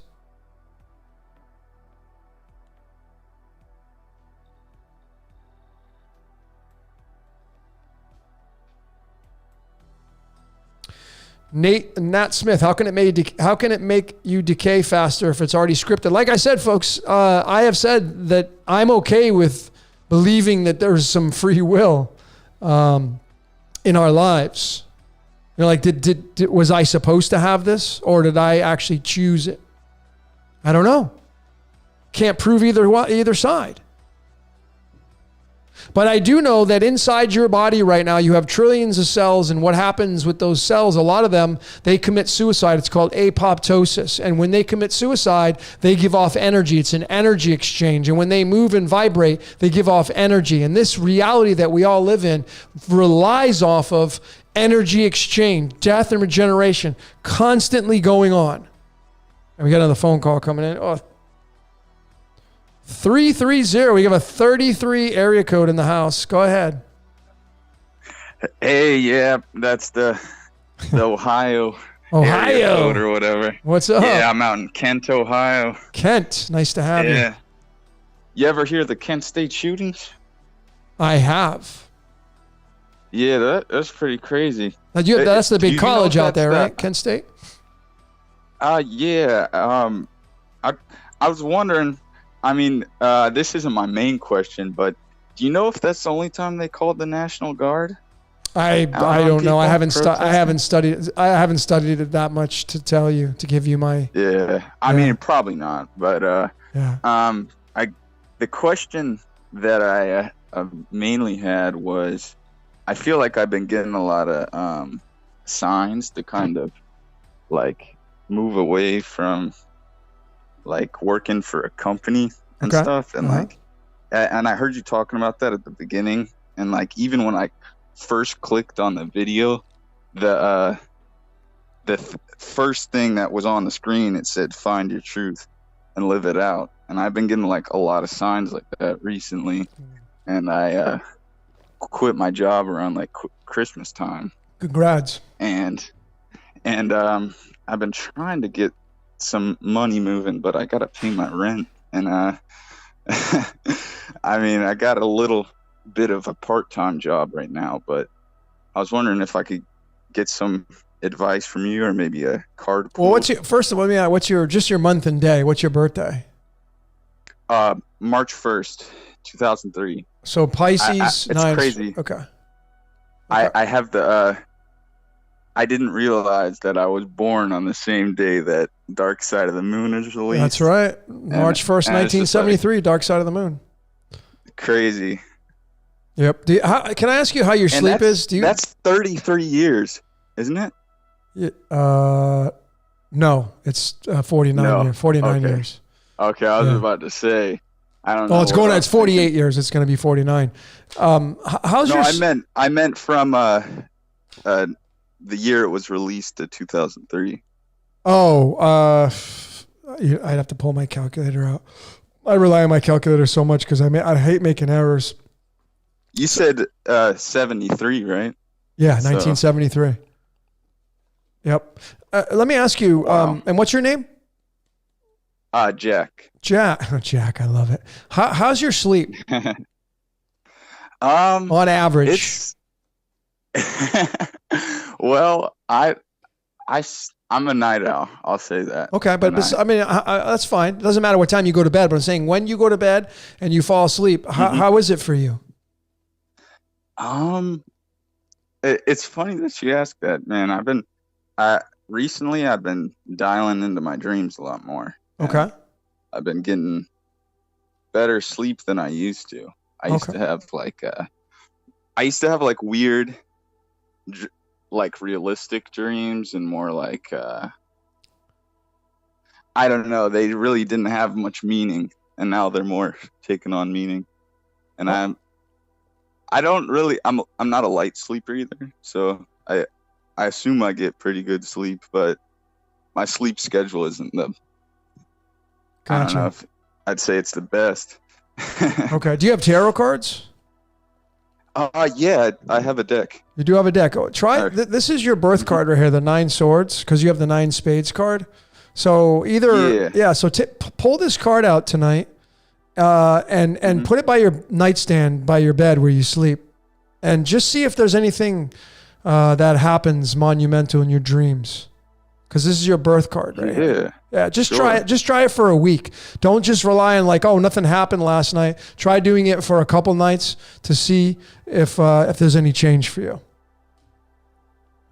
Wow. I didn't know the 9 of swords was my birth card. Yeah, you're the 9 Wow. spades. So it's the 9 spades is the 9 swords. Yeah. That's why I asked you about sleep, because this 9 swords Yeah. is usually about nightmares and and this card right here, by the way, is the card of the game of life. This is card 59, the game of life, and numerology equals 59. And of course, what a symbolism it is. It's like, oh my God, I got to go play this game of life right now. Are you kidding me? You know what's in store? I mean, folks, most of us, as you probably know, is like, if you knew what you were going to have to go through before you got here, do you think you may have changed your mind about coming down here? Oh, You know? yeah. A lot of people would say, I never would have came. Right? They would have said that. If I would have known I would have been entering in this freaking loony bin, I wouldn't have come. Right? So anyway, since you got the card of sleep in the game of life, I would highly suggest you sleep with that card and just see what happens and take some notes with that card. Yeah.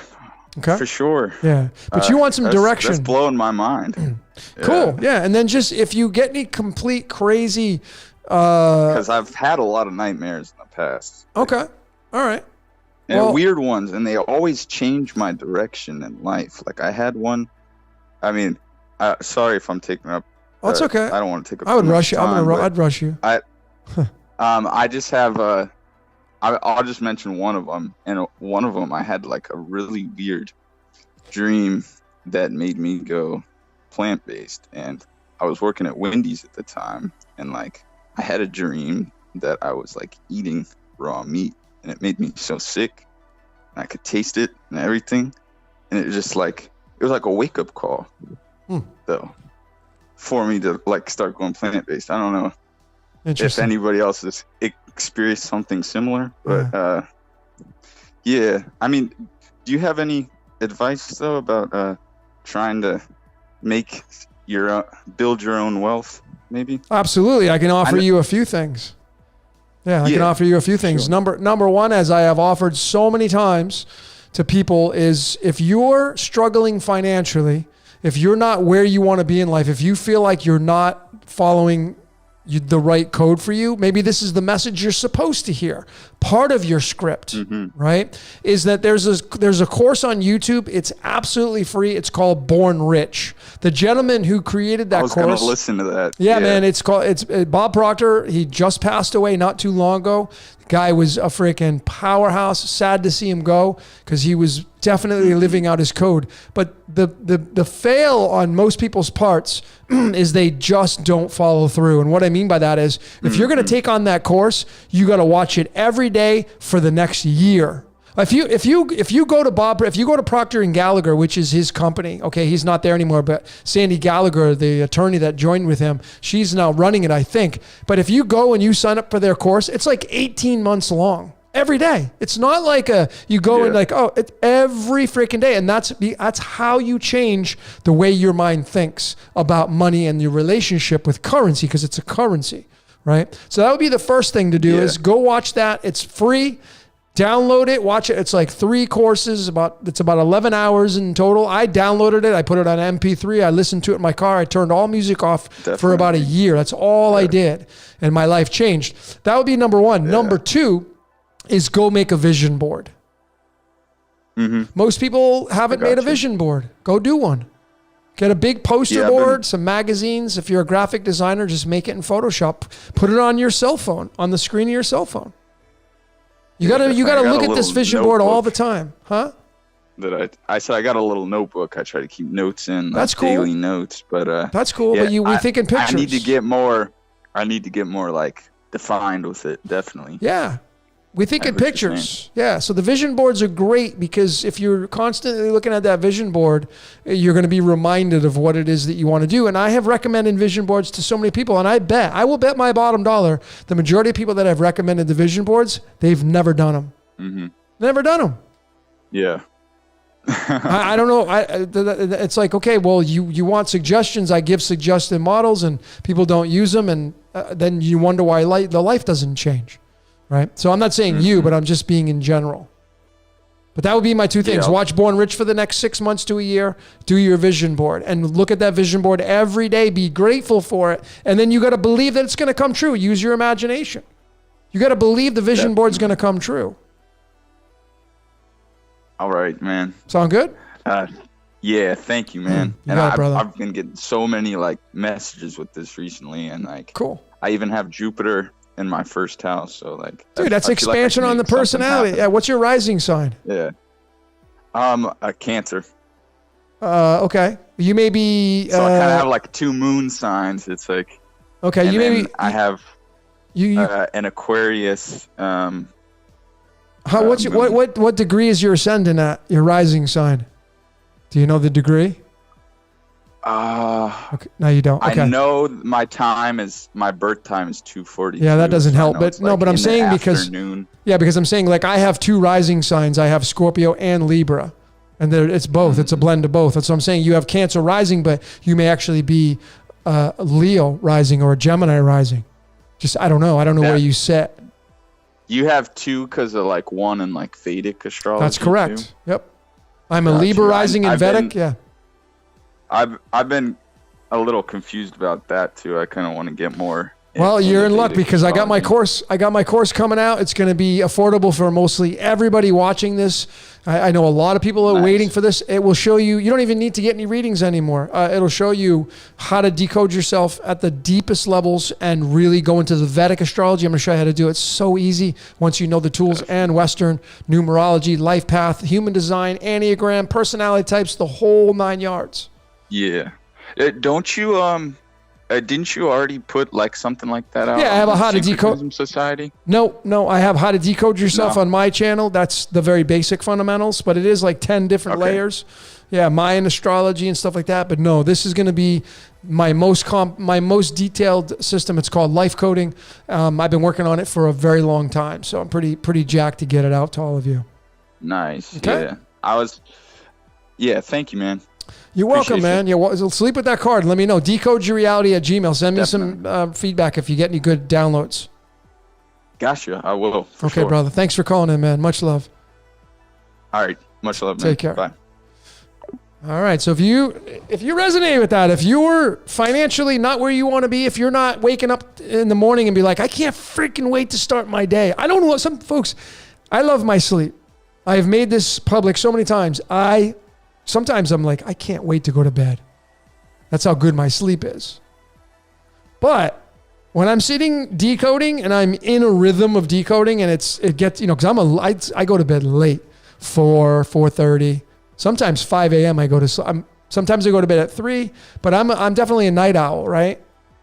And sometimes I don't want to go to sleep because I'm just on a good one. It's tough to turn it off sometimes.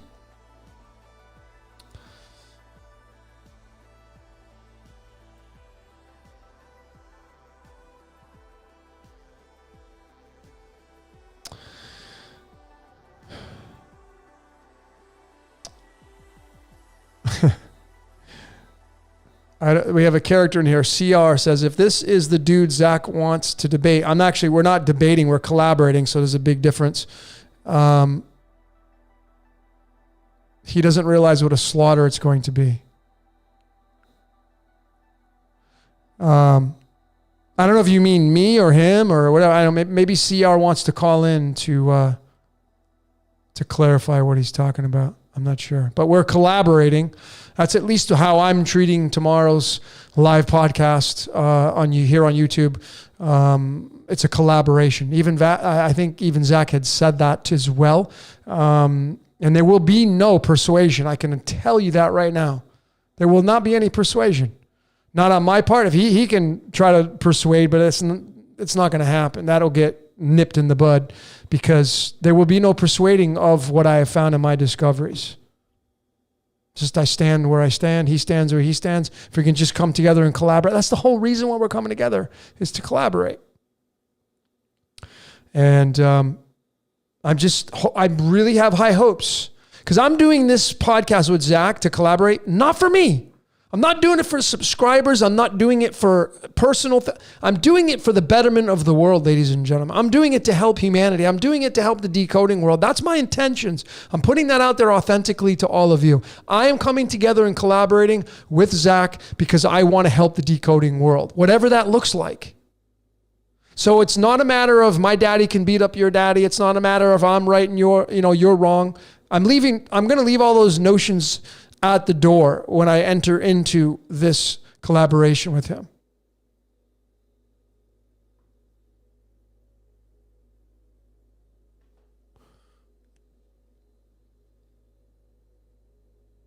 Oh, I won't allow any disrespect, Tam. Trust me. But yeah, Zach makes his stand. He thinks the Jesuits are using conscious free will to run this reality, and I say it's the organic code that runs everything, and they're just being used. I mean, they work for the sun. As I mentioned earlier, they're soldiers of God's soul. It's the sun.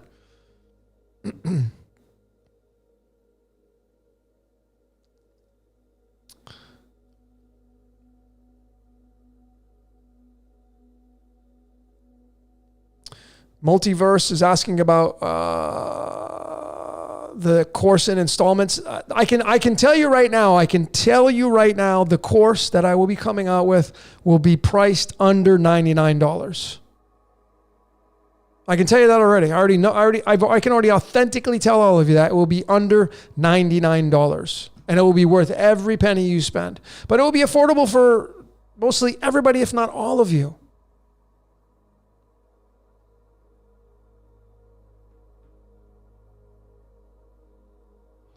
I hope it's an epic stream as well. I really have high hopes for this. So, Alex Setti, what's my opinion on the Six of Wands? Well, the Six of Wands is the 19th card in the deck, in the Cards of Illumination, and it's tied to the sun. It means victory. It's in the tarot. Those of you that have the Six of Wands for your birth card.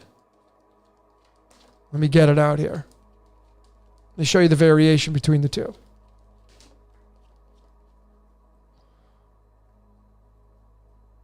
It's just hilarious, this code. In 1944, Bretton Woods happened, where they made the United States the world's reserve currency. 1944, which was in a Shemitah year, right? We're in a Shemitah year this year too. But anyway, the dates that they actually were in Bretton Woods were tied to the Six of Wands. It was tied to the Six of Clubs. So the Six of Clubs is the 19th card in the deck. Let me just show you the variations. Alex. Those of you that have the Six of Clubs as your birth card, it's an air suit. Six of Clubs is the 19th card in the deck. 19 is battery. 19 is the sun. So the Six of Clubs is the Six of Wands. These two. This is the 19th card in the deck, so subtly it goes to the major arcana and the sun. This card right here means victory, and that's why the tarot, this is the Six of Wands, Six of Clubs is the Six of Wands. This is the card of victory. This is the 28th card in the deck. You know what element this links to? Nickel. The 28th element on the periodic table, nickel, which means devil's copper. Sun devil. Sun devil. And it means victory. And the sun's tied to gold, which is why Bretton Woods had this card in the timeline of when they visited New Hampshire on those dates in 1944. It's tied to the sun. Currency.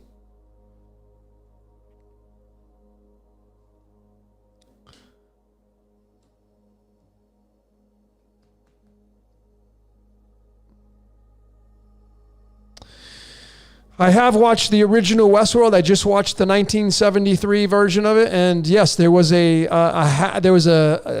could see there was a hack in the game. There was a disruption a few times in the movie Westworld 1973 where things started to go haywire. Things started to get out of control. And is that what we're seeing? Folks, if you just take your body, use your body, your personal body, as the microcosm of this world, you'll have it all figured out. When you came out of your mom's womb and you were born a brand new baby, if you were healthy now, you have no mileage on this thing. Nothing. Everything's squeaky clean. And then as you move through time, you start to put miles on the organs. You start to put miles on the esophagus and the stomach and the large intestine and the small intestine. And the gallbladder has to produce bile. And the pancreas has to produce insulin. All this stuff starts to move. And as you move through time, that baby becomes an old senior citizen where things are broken. I'm almost 50. And I've been taking care of myself for as long as I can remember, and I have aches and pains and stuff doesn't work the same way it used to. Why is that? Because I'm not a baby anymore, because I have put mileage on this thing. And now it's not squeaky clean anymore. And so it is with this reality, this game that we play. The game starts off in the golden age, where there's nothing wrong with it. Paradise. And as the game moves through time, there starts to become more and more darkness as it moves through time. And that's what Satan is. Satan is time. And eventually the game gets totally dark. Everything gets infiltrated. Everything gets acid. And bam, the game has to reset. Your body is a minor aspect of the as above. All our bodies are.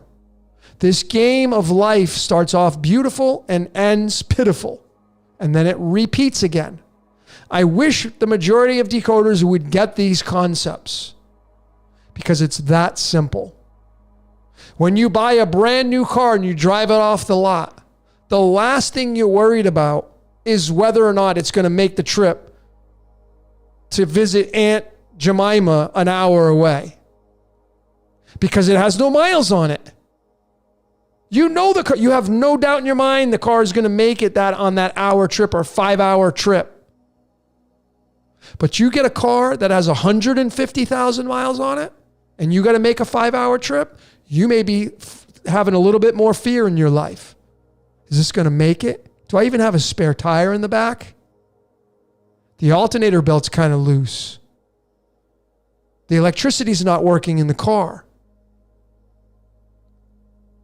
It's a big difference between a new car that came off the lot and a used one with 150,000 miles on it. That's why when you go buy a used car, the very first thing you're going to ask the salesman, or you're going to look at the car, how many miles are on it? Because you want to buy a car that has the lowest amount of miles on it, least amount of problems. It's the same thing with this reality, folks. We are now at an age where the car has 250,000 miles on it and it's headed for the junkyard. Everything's breaking on it. In this world, everything's been infiltrated. And the cycle's going to repeat again. So yes, there are apex predators. There are cancers in the world. There are apex predators that would be considered cancerous. But guess what? They're doing their job. You don't have to like the job they're doing. You don't have to, fall in love with the ideas. You can go against it. You can protest. You can go smash. You can go blame. But they're doing their job. Just like the bacteria that invades your body, you don't have to like it. Do you like getting food poisoning? I don't. But whatever comes in the body wants one thing, and it wants to do its job. It wants to stay alive. That's how this reality works, folks. It's really simple. People can't get these concepts. I don't know why. I just don't know how people can't get these concepts.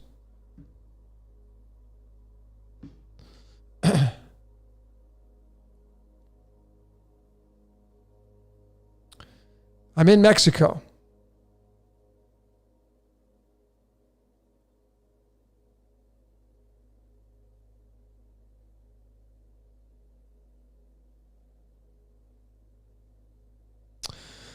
Do I use Celtic astrology? I do not.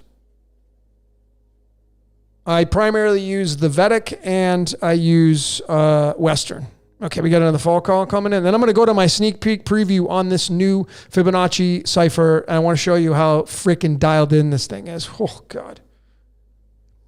419, go ahead. Hey, Logan. Hey, who's calling? This is Cody from Ohio. Hey, Cody from Ohio. I'm in the chat as Cody, Decoding with Cody. I'm the. Oh, yeah, okay, cool. With the K, right?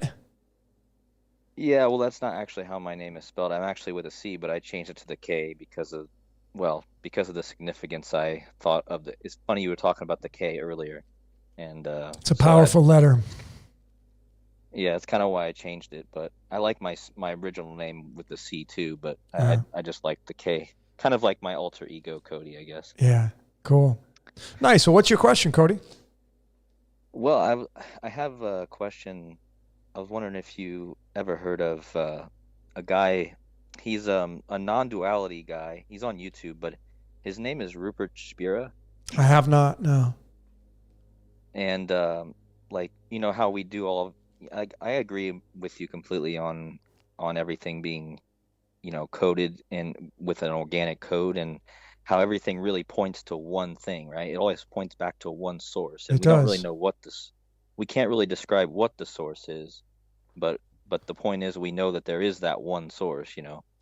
And I noticed on your WhatsApp thing you had the I am that I am on there. Yeah.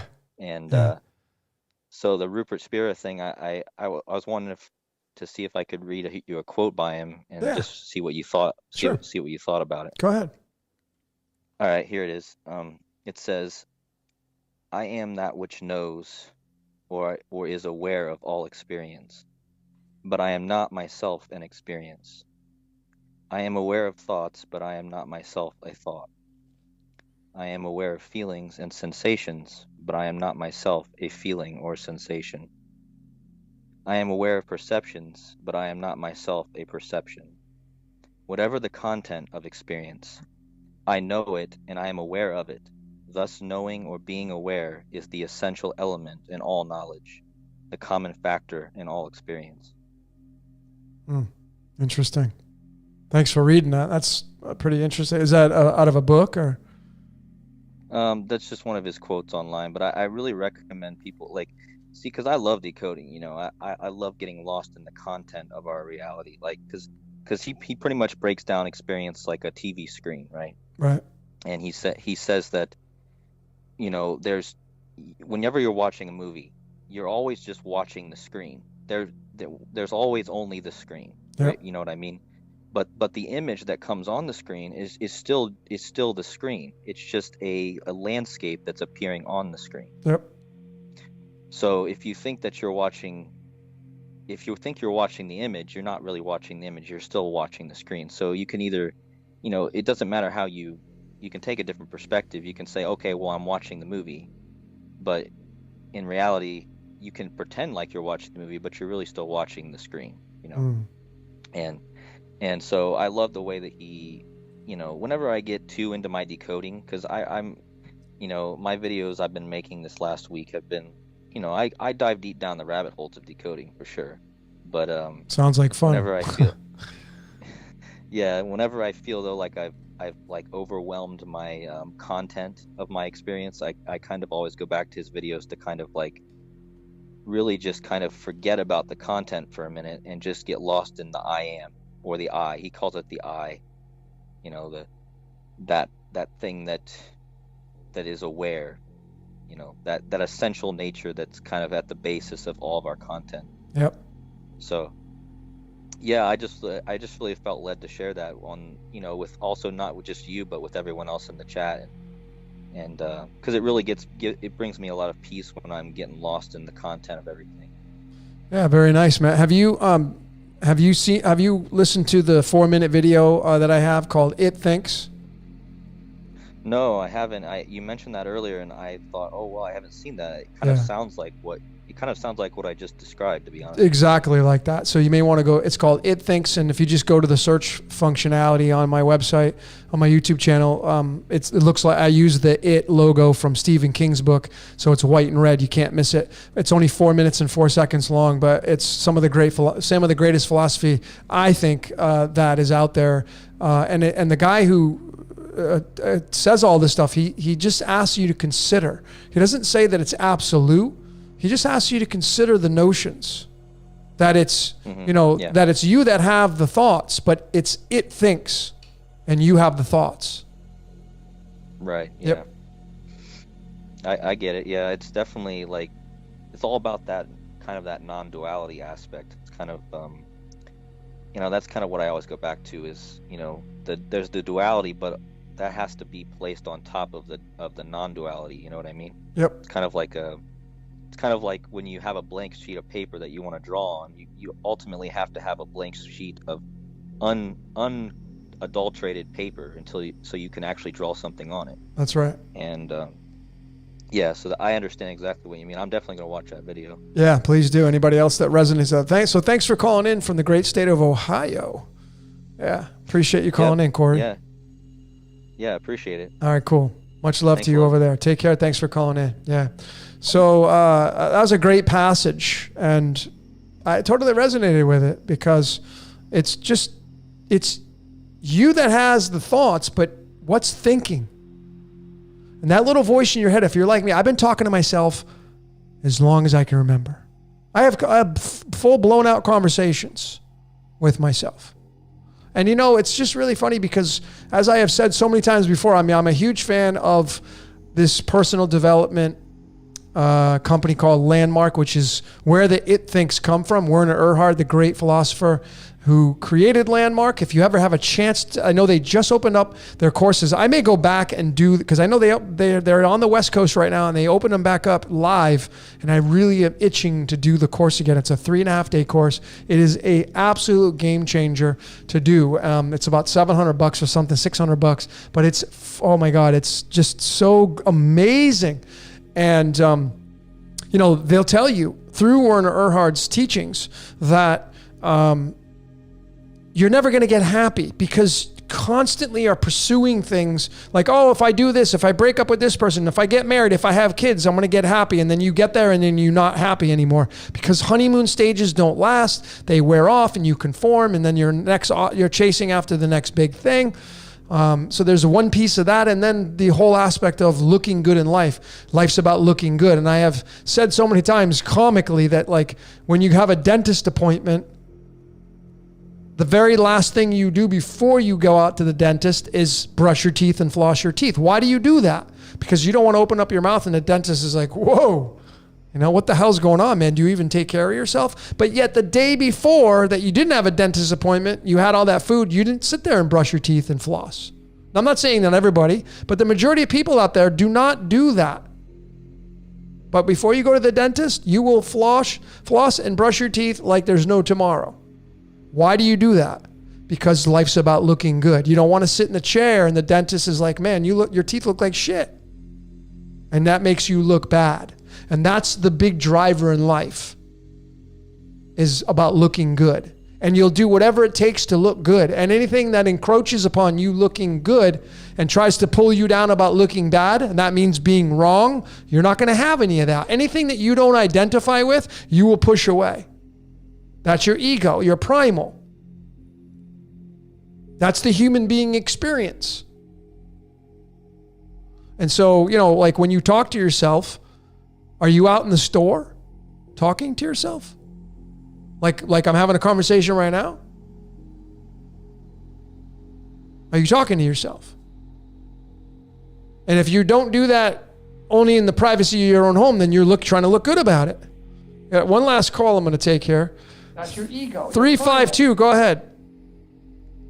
That's the human being experience. Hello? Hello, 352, go ahead. Oh, hi. Hi, this is Mitchell. Hey, Mitchell. Where you calling How from? are you? Good, how you doing? I'm pretty good.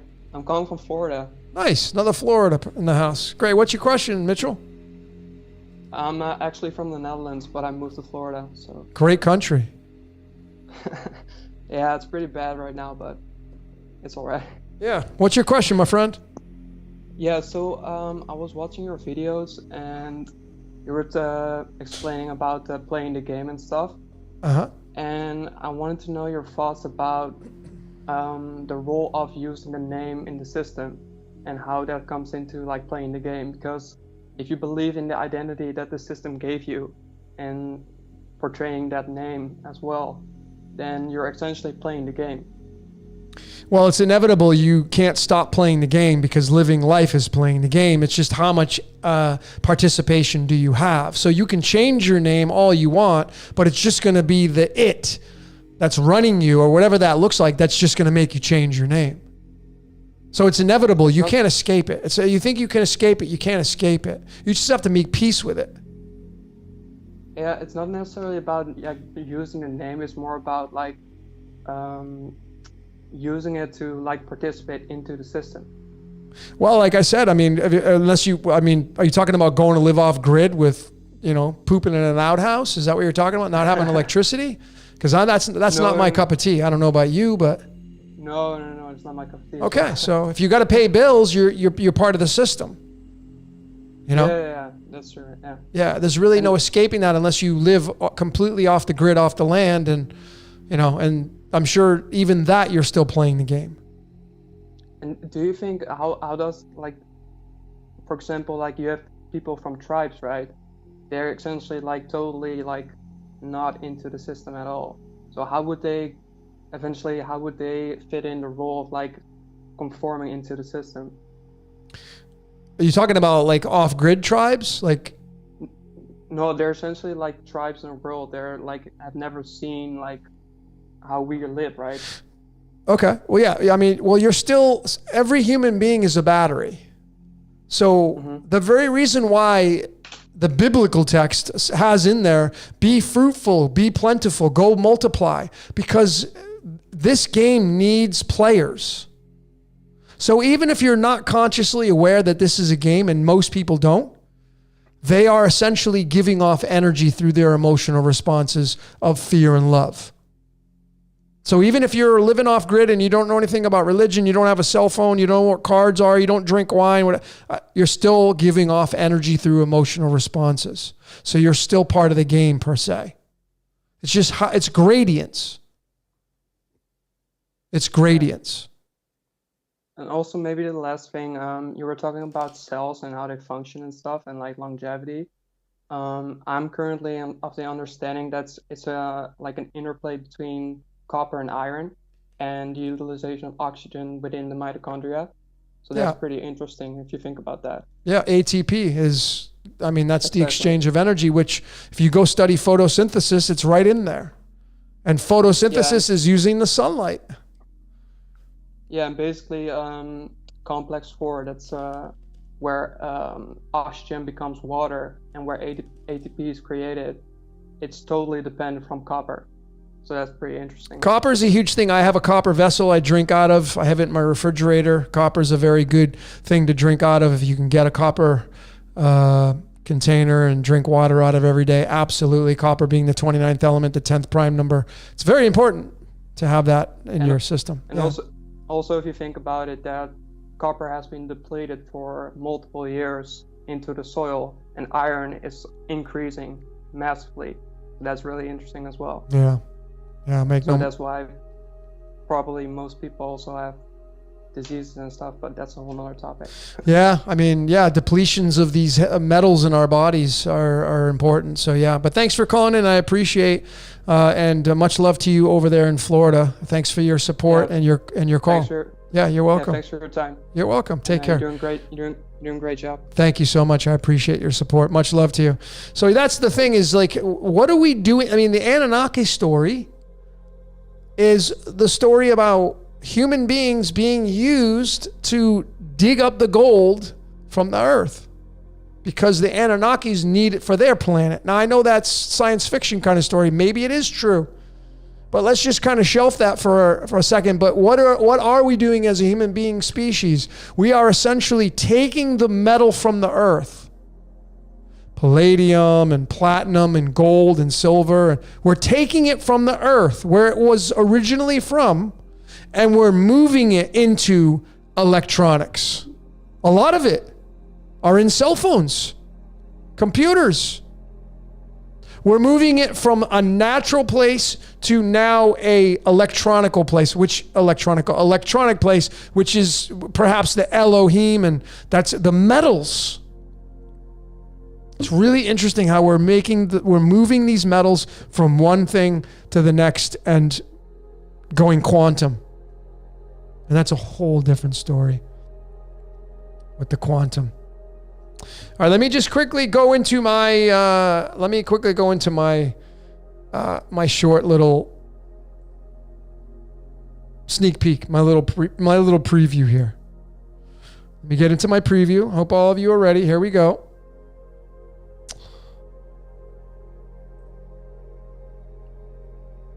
So this is a decode that I have coming out, which I put out on my social media and my YouTube community page, which is Simulation Decoded. I didn't plan on doing this, of course. But as fate would have it, here I am. And I'm going to be incorporating the Chaldean and the new cipher that I have with the Fibonacci Extended. But I want to just point out to you that when you start to watch these movies, you're going to see a hell of a lot of these people are wearing sunglasses. What does it mean? I mean, Terminator comes and he's at nighttime, he's wearing sunglasses. What the hell? What's the deal? Well, you notice that sunglasses in Chaldean is 35, which is a direct match to the word simulation. And then going right down below that into the string of the golden ratio, which is the Fibonacci sequence tied to nature and the sun and the patterns of nature, the number 35. And these are the secrets that most decoders are not looking at. They're just strictly going with numerology. And when you bring in the mathematical patterns of nature, you start to see that this tells the story. And that 35 occupies digits 56 and 57.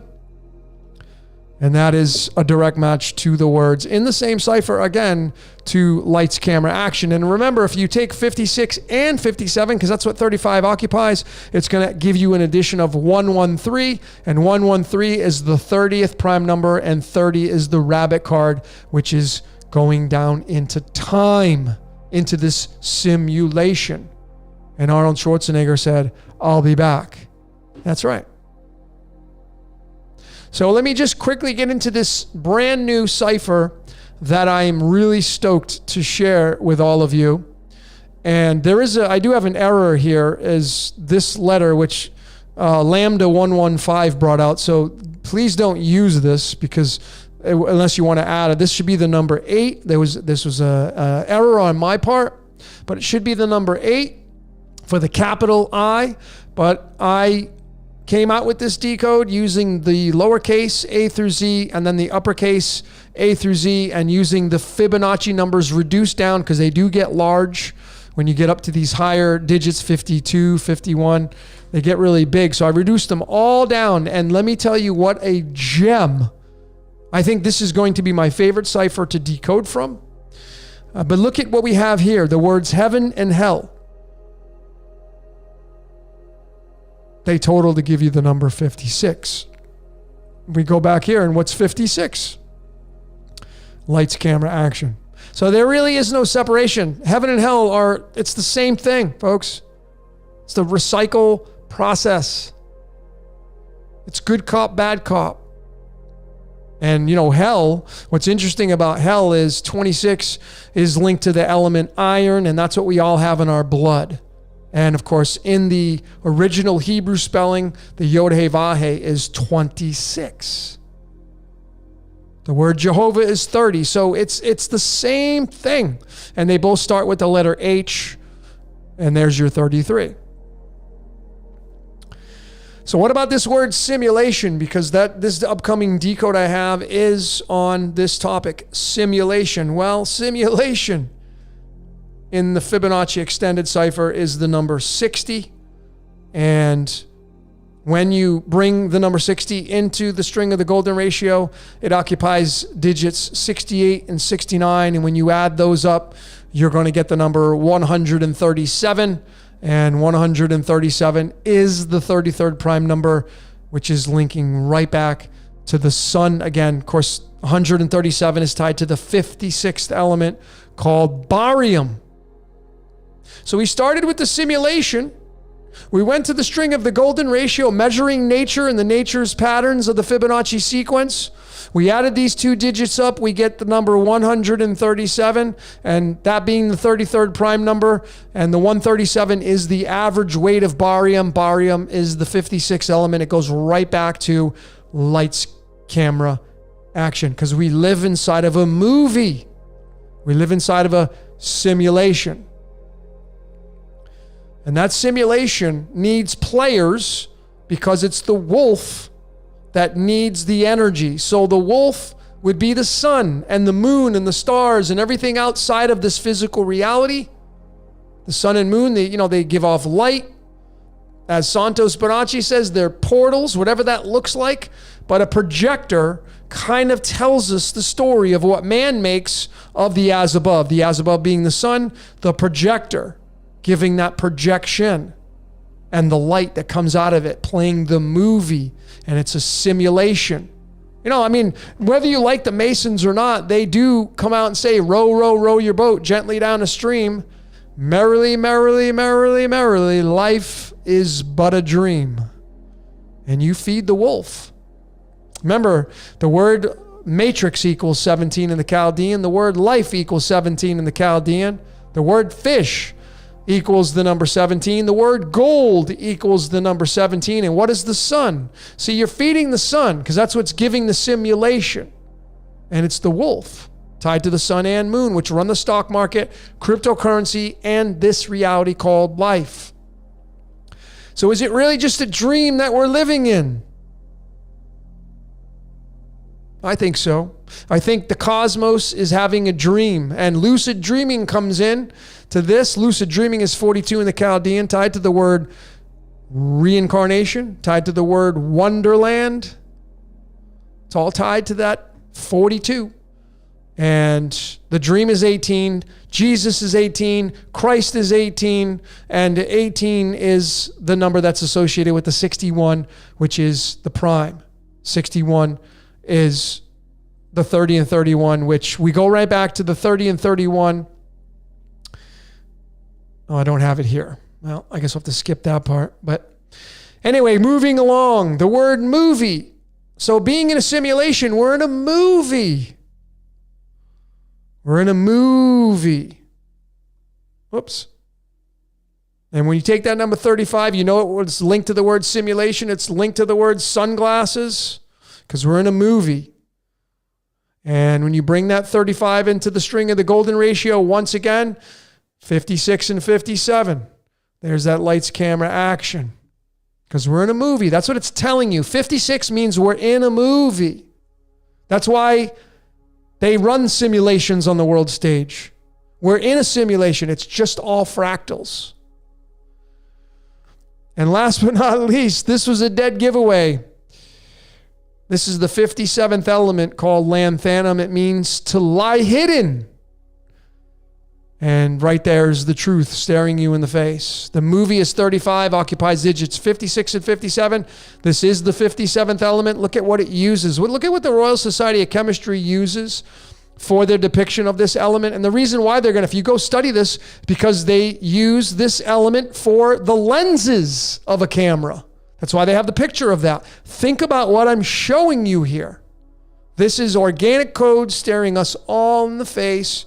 And the people that are landing on this 56 are being used to be part of this movie. The word 56 equals 31. The number 31 in the string of the golden ratio and the string of pi, they both equal the number 137 and 138, and there's that 138. So there's another connection. 56, 31, 31 in the string of the golden ratio, 137, 138. Look at the weight of lanthanum, 138. See, folks, this is telling you there's no more hidden anymore. This is telling you you're in a movie. You are an actor. And you're just playing out your part. And that's it.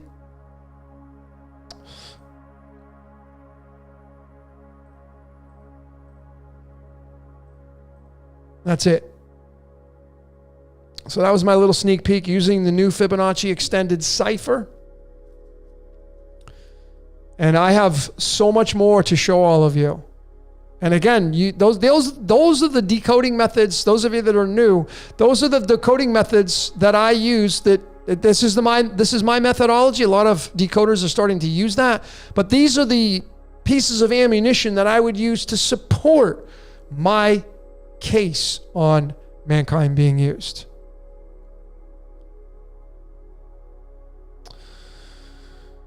So if you're here and you're watching this, you're supposed to be here and watching this, but you got to make the truth your own.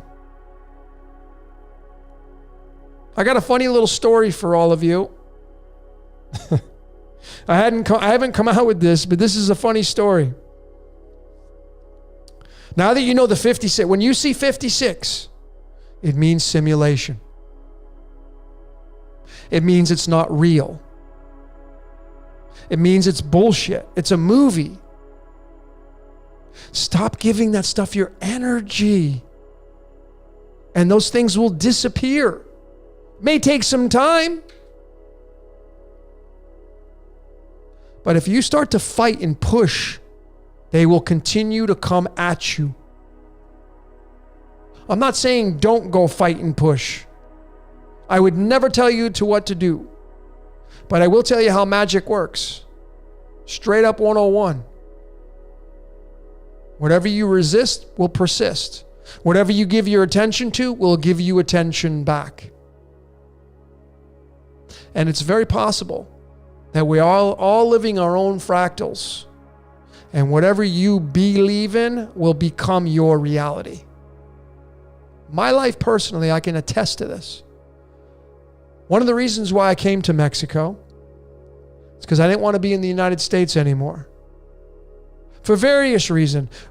One of the reasons why I came to Mexico, I came before the selection process when Trump and Biden were going head to head. I didn't want to be in the US at that time. So I left. I had an opportunity. Of course, my life scripted. The opportunity presented itself. I took the opportunity because I was supposed to.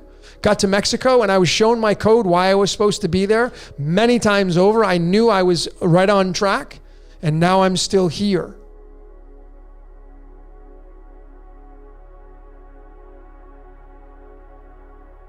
But when I got here to Mexico, the one major thing I did was I turned off the static. Meaning I stopped watching and listening to the major mainstream things in a big way.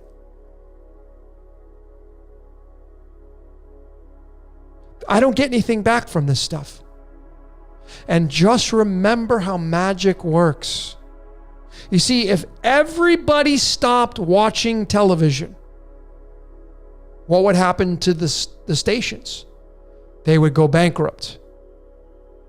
Because the stations on television, I know a lot of people say, I don't own a television. Yeah, but you're watching Netflix and you're on the computer. It doesn't matter. It's shifted into the computer. That's why YouTube has commercials. So you're watching them anyway. You can skip the ad, but you got to watch the first 5-6 seconds of it. Sometimes you are forced to watch the entire thing. Those commercials are paid for to market, and people watch them.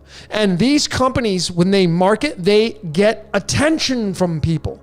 That's Magic 101. Sports games, the Super Bowl. Why do you think the commercials are so expensive? Because there are millions of people that our eyeballs are glued on the screen. Something's getting that energy, and it's not you. You are giving your energy away. How much do you value your energy? How much do you, because your currency, how much do you value your currency? A lot of you are just freely giving your currency away. You're okay with giving it away. Oh, you want some of my currency? Here you go. Here you go. A lot of you would be broke if it was money, because of the amount of time you spend giving your currency to these outlets called the mainstream, called, listen, I watch movies. I know how the game works. So it's a contradiction. I'm not immune to this. However, I have completely cut off the mainstream. I shouldn't say completely, because there are bits and pieces that I get along the way. But when I do go into those bits and pieces, I go into it with the mindset now that I know it's a movie. It's a show. And a lot of these people don't even realize they're actors. I know some people do. I know some people are aware they're actually bullshitting you, in a sense of bullshitting you, like they're just trying to, they're actually trying to pull the woolly over your eyes, but that's their job. Just like there's bacteria that's in your body right now, it's its job, folks. You may not like the bacteria in your body, but it's there. You have parasites in your body right now. The parasites have one function, and it wants to stay alive. It wants to live like you.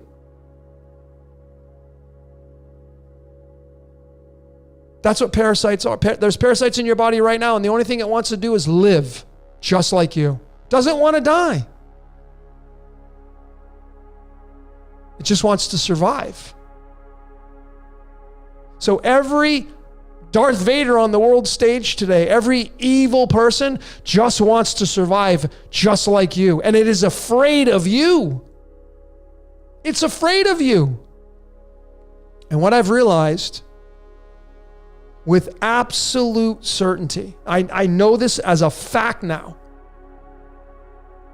Number one, there's two emotions that run your reality and mine, and that's fear and love.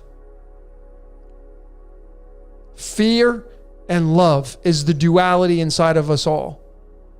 And the dominant emotion that runs this world, that runs your life, is fear. It is not love. I don't care. You can tell me, no, love runs my... Listen, fear is the dominant energy on the world's stage, like it or not. You're afraid you're not going to have enough money. You're afraid your job's not going to pay you enough. You're afraid you can't pay your mortgage. You're afraid your girlfriend's not going to like you. You're afraid you don't look good in front of the mirror, so you're going to go do this. You're going to go run off and do that. You're afraid of this. You're afraid of going to the dentist with food in your teeth. You're afraid of this. You're afraid of that. It's all of us. We're all this, folks. Fear is the number one. Look at what it's doing to this reality. Look at what it's doing. It's making people do things, and it's pissing them off. They're afraid. So they're putting a face diaper on their face. It's a full-time Halloween contest, year-round now. Fear is the driving emotion on this planet, bar none.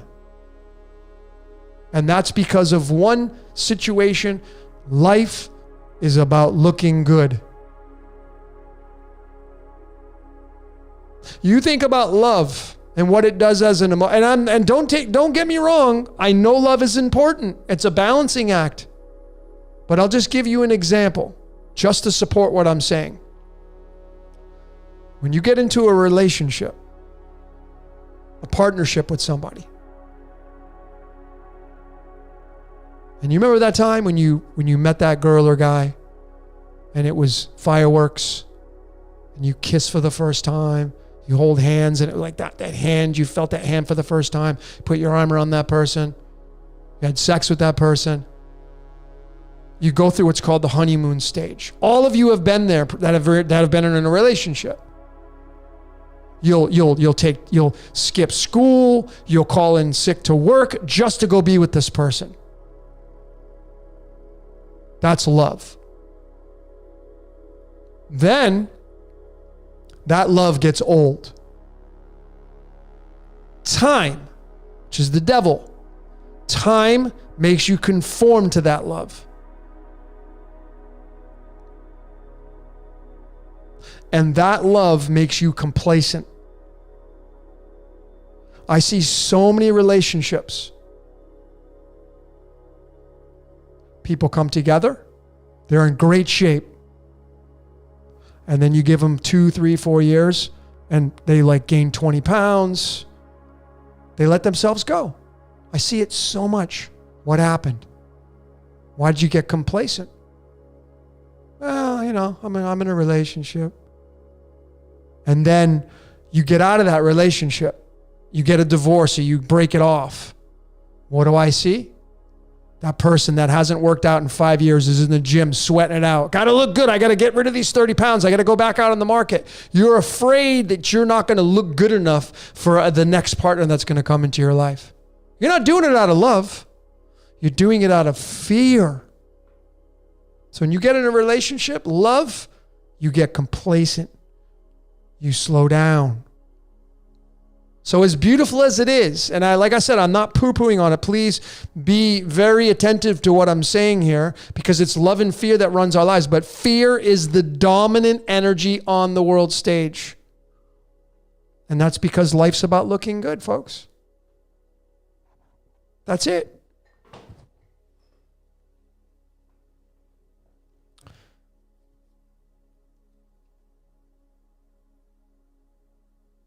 So, you know, I mean, it's great to be in love, but it doesn't last. Not the feeling anyway. The honeymoon stage always goes away for everybody. I don't care. And people that are saying, no, it doesn't go away for me. You're lying to yourself.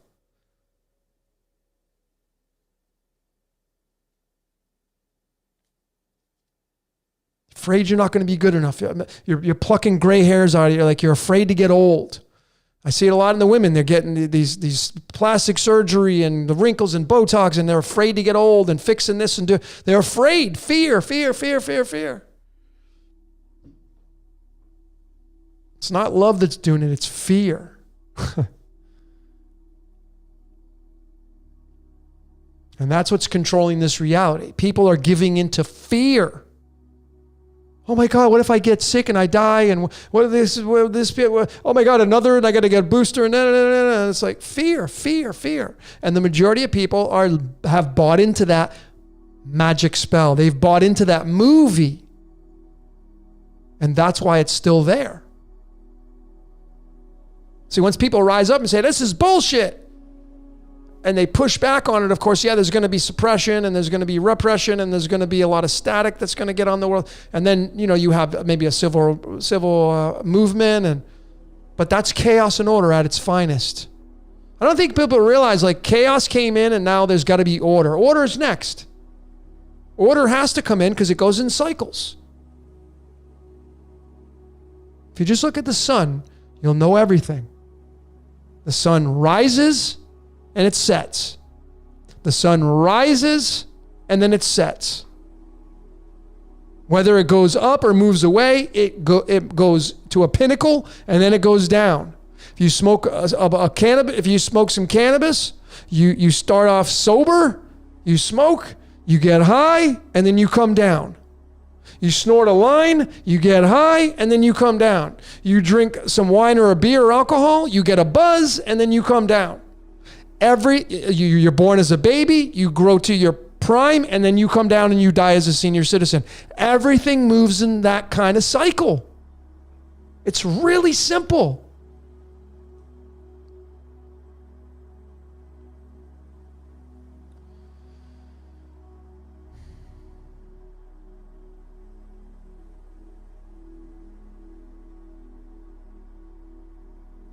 So the reason why I went on this big tangent and rant here, folks, is I'm suggesting to all of you, since you're here, turn off the static.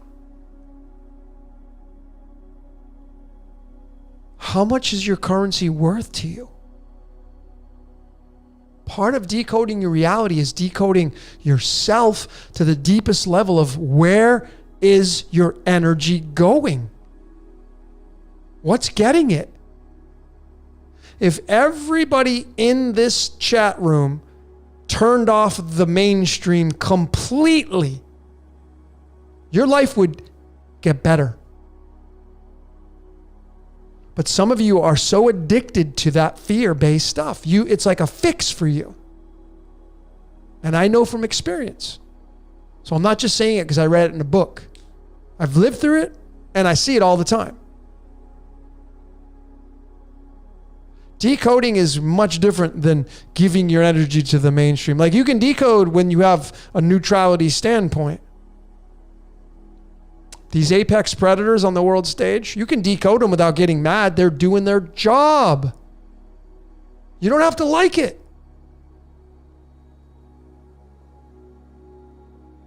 But you see, the energy that you end up giving to these organizations, they're taking your energy. They ain't giving you anything back in return, which means you're just giving them your currency. You're depleting yourself. Is what you're doing. As a I see decoders all the time. Oh, it's this, and they're this, and they're doing this, and you're just giving your anger energy, and it's fear-based because you're like afraid they're going to do something to you, and you're just being depleted of your currency, and you're giving them your currency. So they're getting it all. And what you're doing is you're trying to expose and trying to beat them, but they're getting your energy, and the only thing you're doing is you're making them stronger. Because of the way magic works. People just don't know how magic works. My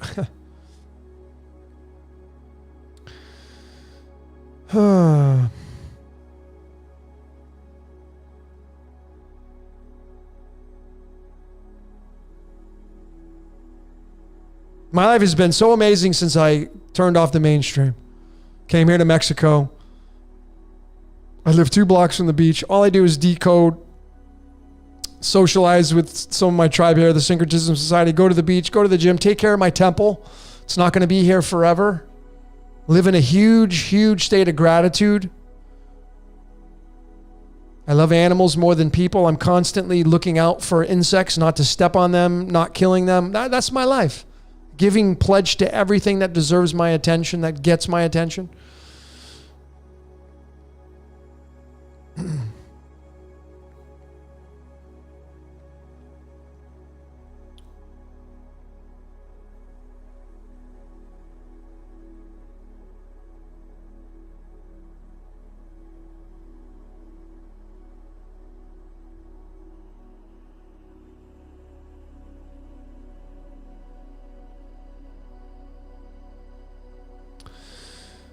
Read They Walk Among Us. Ol 14, man. Maybe you're new to this channel. I decoded They Live. So if you like that movie, I decoded it. I totally think that they walk amongst us. Absolutely. But you got parasites in your body right now. What are you doing about it? Right now you have parasites in your body. What are you doing about it? They're there to kill you, take you down. What are you doing about it? Most people don't pay any attention to their body. They just feed themselves acid upon acid and donuts and pastries and this and that and just acid, and then more parasites, more bacteria. But yet they're over there like, oh, it's them reptilians and it's then it, and then they're not even taking care of their temple. I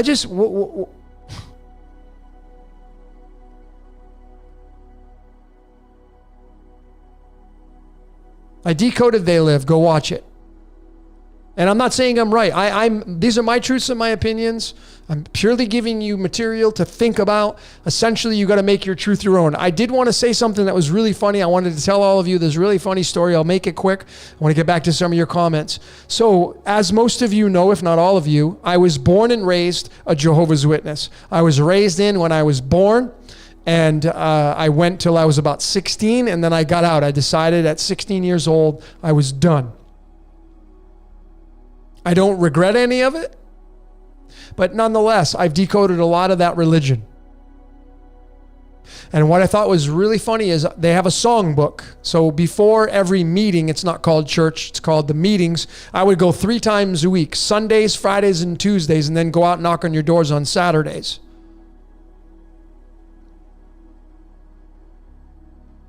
And before the Sunday meeting and before the Tuesday and Friday, you would grab your songbook that the organization put out, and they would tell you, turn to page, whatever, and then and everybody would sing. So I decided to go look at that songbook.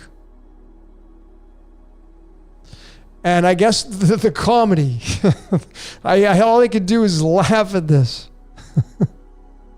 is song number 56.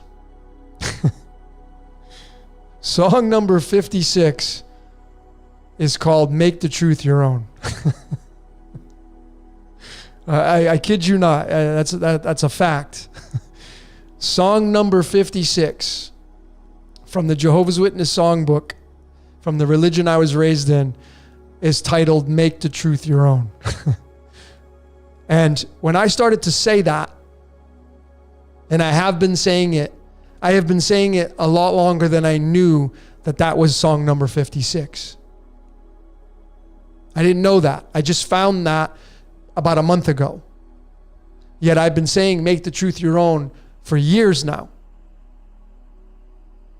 Why? Because it's part of my code. And that song was telling you, you see, that it's your truth, folks. I'm not saying that religion is the way. But you see, 56 means movie. It means you're movie. You're in a movie. And you're either going to be a little extra in their movie, or you're going to be a star in yours. But you can't have it both ways. So when you turn off the static in their movie, you become you take that currency back that you were giving to them, and you now put it into your life, which makes you become a star. And you make the truth your own. You need to cherry pick. Not everybody here is going, if we wrote out all our scripts, if all of us decoded ourselves, sure, we're going to have similarities, but I guarantee one thing: there will not be one life the exact same as another. Not going to be possible. So I just thought that was really funny, is that the religion I was raised in, the song is Make the Truth Your Own, and it's song number 56. And so it's telling you, you got to, what movie are you creating? That's what it's saying. I know it. I have so much more I could share with you, but I just wanted to throw that out there to all of you. It's about making the truth your own. And that's right, we're all stars. But a lot of people, they're not stars. They're just extras. They rely on, and they live in, they primarily live in a fear-based reality with those apex predators. Not interested in that. I know they're there. Just like I know when I walk by the lake that I walk by every day home from the gym, there's alligators. I know the alligators are there. I know when I go in the ocean, there's sharks there. And you do too. Sharks are apex predators. Crocodiles are apex predators, and they're here. They're all over the place. The reason why these apex predators are where they are at, because you bought into their fear. I bought into their fear. I know that we are born into this, and it's maritime. Why is it maritime law? Because it's water. I realize that in the Social Security. I know all this kind of stuff. That's for a different story. But it's like, I don't personally have to go fight what's going on the world stage. My position is I'm not getting that. That's enough for me to say no. But that's how I roll. You put a little pressure on me and you come at me, yeah, I'm still going to stand up. I'm still going to stand my ground. But I know things go in cycles, like everything does. Empires rise and they fall. Spanish flu only lasted so long. Whatever this thing is going on the world stage, it ain't going to last forever. I already know that. I already know that's a fact. Has to end sometime. And you got to understand, ladies and gentlemen, we're living in a predestined reality. We're living in a script. So everything's happening because it's supposed to happen. It's a game. And it's not even real. It's a freaking soap opera. We're in a soap opera. We're in the Truman Show.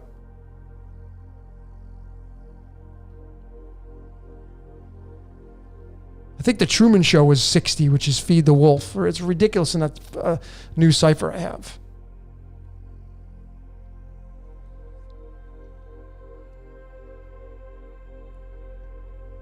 So yeah, folks, I mean, look, this is Decode Your Reality. I'm glad you're here. This is what's your question. But folks, are you taking care of yourself? Are you taking care of this temple? Are you working out? Are you exercising? If you can exercise and you're not, you're selfish. Because if you don't take care of yourself and then something happens to you, then somebody in your family that's doing their own life, they have to stop what they're doing to come help you because you were too selfish to take care of your temple. That's how it is. That's the reality. And I'm really passionate about this because I'm certified in nutrition. I help a lot of people, and I just see it all over the place. But yet people over there pointing their finger, it's their fault, and they're not even taking their own responsibility of their life because they're just too busy trying to point the blame on somebody else. It's not my fault. And they're sitting there eating nom nom nom donuts and pastries and cookies and cakes and smoking a ton of pot and drinking a ton of wine and beer. And oh, it's not my fault, it's their fault. Not taking care of their temple.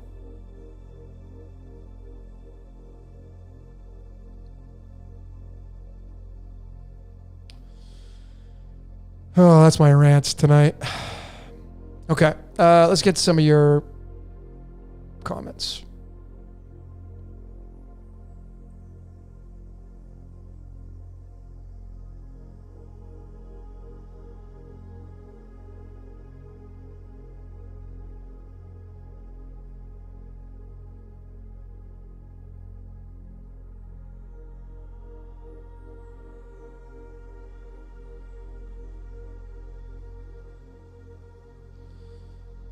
I'll just say this before I jump into some of the comments. You got to know what the number 41 means, which I'll be talking about tomorrow. I'm not even going to say anything on it because I want to pick Zach's brain. I want to see what he knows about the number 41. I'm going to really bring the hammer out tomorrow on numbers. I want to really pick his brain on numerology. I want to know what he knows about, because I know he's amazing at connecting dates, and I'll give him that. But okay, great. Now you connected the dates, but what does the numbers mean? I'm going to really pick his brain. I want to see what he knows. Because you get that 41, whoo.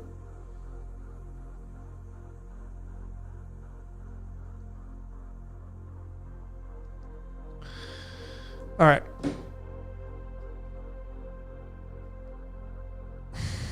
Just be the best person you can be. Be the best little devil you can be, man. You're a devil. Okay, that's it. Stop trying to blame other devils. They're doing their freaking job, man. This is why our reality's messed up. Because everybody doesn't want to look bad. It's everybody else's fault. My life sucks. It's your fault my life sucks. Like, there's all this craziness right now. My life's amazing. How about yours? I can sit here and tell you my life is freaking amazing right now. My life's the best it's ever been. And we have this craziness on the world stage. How's that possible? Because I decided that. I was rewarded with that when I got embedded with my code, and the code starts to use me. Once you start to observe the code enough, the code starts to observe you back.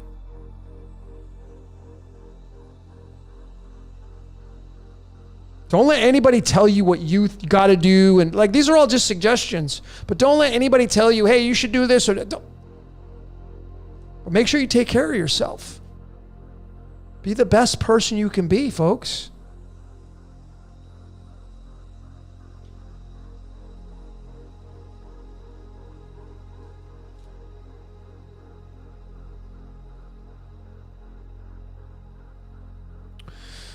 What do I say about the singularity agenda? You mean talking about everything going into one? Is that what you're talking about? I'll let you answer that because I don't know if that's what you mean.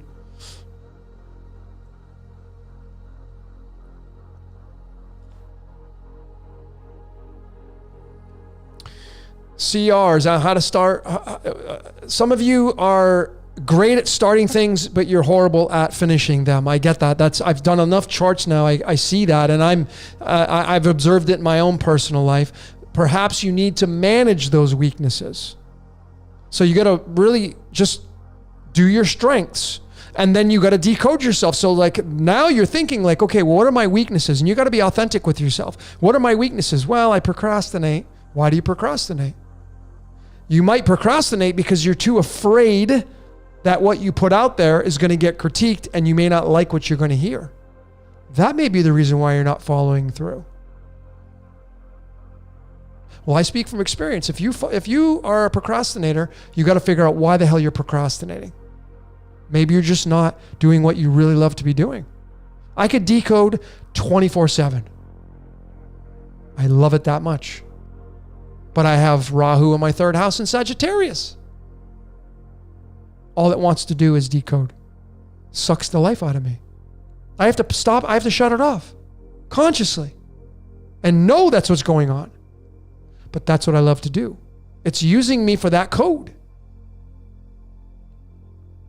So you got to find out what the procrastination is. If you're not a good executor, you got to find out why you're not a good executor. You got to look at your astrology chart. You got to break down your Vedic astrology, your tropical astrology, your numerology, your life path, what chakras you're linked to, what your tarot cards are, what your cards of illumination are, what your personality type is, what your Enneagram is, what your human design is, what your gene keys are. So many different. I know this is a lot for some of you. Like, whoa.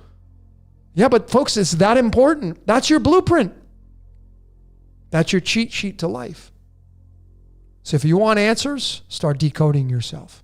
It's the number one thing all of you should be doing. Shut off the bullshit that you spend on social media. I know some of you, you're sitting there scrolling. You're with your mouse, and you love mouses. You're just scrolling and scrolling and scrolling and looking at your phone. You're scrolling and scrolling. How many of you are conscious of that? You open up your Facebook and you're sitting there and like 20 minutes goes by and like, what the hell happened? And you're looking at people's messages and you're giving all your currencies going to Facebook. Where you could, if you just take those 20 minutes, put it into decoding yourself, that's 20 minutes that you just increased your currency. You just put money in your bank. Nope. Majority of people I see, they're just giving their money away, wasting it. Not interested in raising their currency. They're just interested in giving it all away to everybody else. Why? Because the majority of people are in the habit of doing that. That's all it is. It's just a habit. So next time you get on social media, limit your time. Even if you got to put a timer on your phone, like 10 minutes and I'm done. I try to get in and out of there. Try to do my post and get the hell out of there.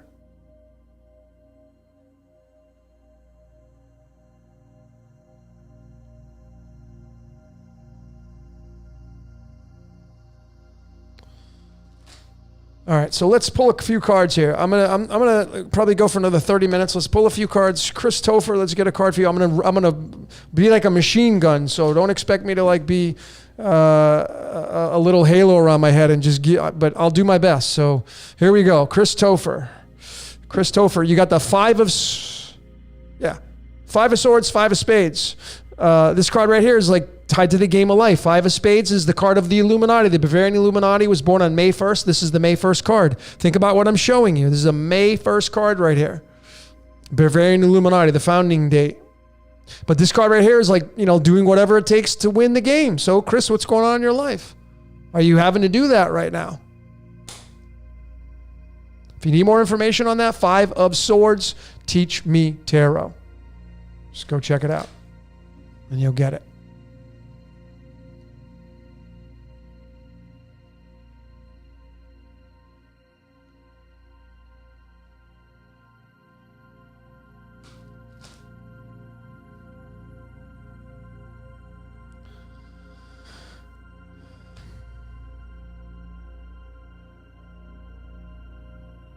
Okay, so let's get D348. If I miss you, I apologize. Don't think I'm avoiding you or ignoring you or anything. These comments are just coming in like a machine gun right now, like an Uzi. So it's really tough to get everybody's comment here. So D3...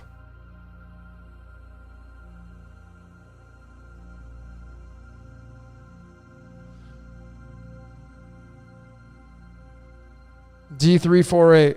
So D348, you got the 28th card in the deck, the 6 of Wands. Please go read about this card. This is a card about victory, what's coming your way in life. Victory. You got to own this space. Like, these cards are talking to you. Please respect these cards, what I'm telling you right now. 6 of Wands, victory. Go read about it, D348, okay? Okay, let's get Drewski. I know I'm going to ram these things down your throat, but just, folks, take this stuff serious, man. These cards are alive. Just like your shower head's alive, like your teeth are alive, like your computer's alive, your cell phone. Everything just wants to be acknowledged. These cards are no exception.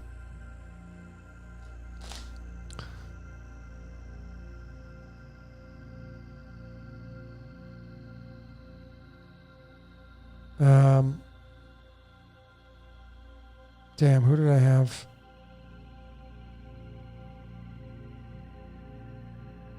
Drewski. That was my best friend's name growing up, Drew.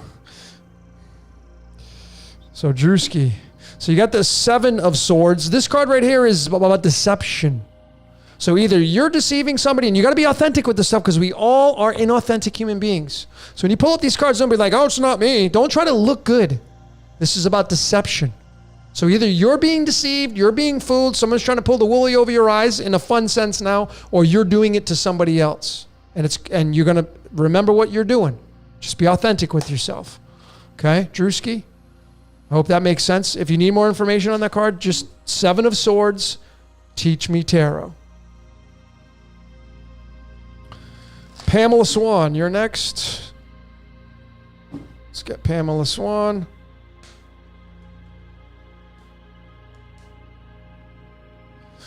Pamela Swan. You got the 10 of Pentacles, which is one of the most fortunate cards in the entire deck. This card right here, I want to just double check.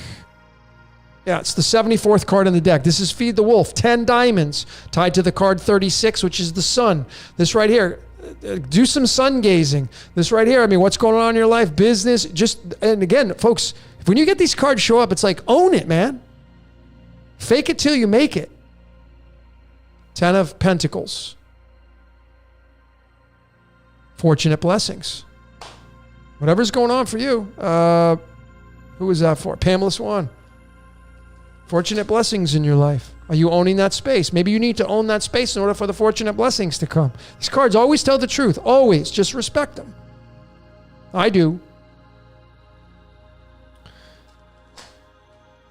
I know I'm probably going too fast for some of you. I apologize. I'm just... Okay, Bryant. Is that an alligator I see as your avatar? It's so hard to make these out. Okay, Bryant. Wow, you got another. Wow, we got 2 in a row. 7 of Swords. Bryant, 7 of Swords. And again, folks, this is not a popularity contest. No one's taking notes. No one's like, oh, he got the 7 of Swords. This is not good or bad. It's just telling you the story, what's going on. This card right here, the 7 of Swords, is the card of deception. So are you deceiving somebody? Are you being deceived? Is someone cheating? Are you cheating? You know? And just be conscious of what energy is going on right now in your life. This one right there. That's for Bryant. Okay? The chick, hold on, how do I even pronounce that? Why cannot I even pronounce that? The Chick Cantique. You got antique in there. The Chick Antique. I would assume maybe you trade antiques or something. I don't know. Well, let's get you a card pull. The Chick Antique. That's probably what it is. Okay. The Chick Antique. This one wants to pop. So you got the 8 of Cups. This card right here is about going on a journey, like taking off, spiritual journey, retreat. This is a card also tied to the sun. This is a fire card, and it's a card of leaving behind something. So do you need to go on some kind of journey or retreat? Maybe you need to do an ayahuasca session or ceremony, or go on some mushrooms, or go smoke some herb or something, and make it sacred for yourself. But this is a spiritual journey. Leaving behind. The 8. All 8s are the Taurus field. The 8 of Hearts. It's tied to Prometheum, the god who stole fire and gave it to the humans. Spiritual journey, going from fire to earth. Transition. So I hope that helps out. And if you need more information on that card, just go to Google, favorite, or whatever your favorite search is, type in 8 of Cups, Teach Me Tarot. Okay? All right, so let's get you, Alex Seti, and Tam, I'll get you.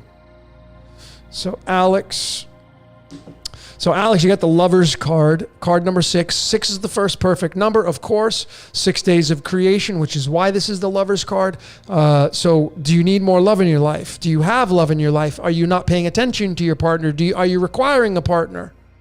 Do you need love? Are you looking for it? Don't be an energy predator. Look for complementation.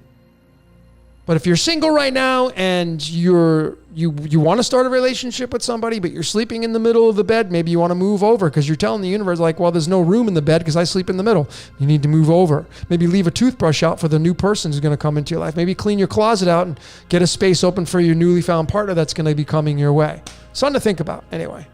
And if you need more information on that, and it can mean a whole other host of things. I'm just purely speculating because this is very challenging to read through here, but I hope I'm doing a good enough job for all of you. But Alex, there you go. And then Tam, let's get you a card.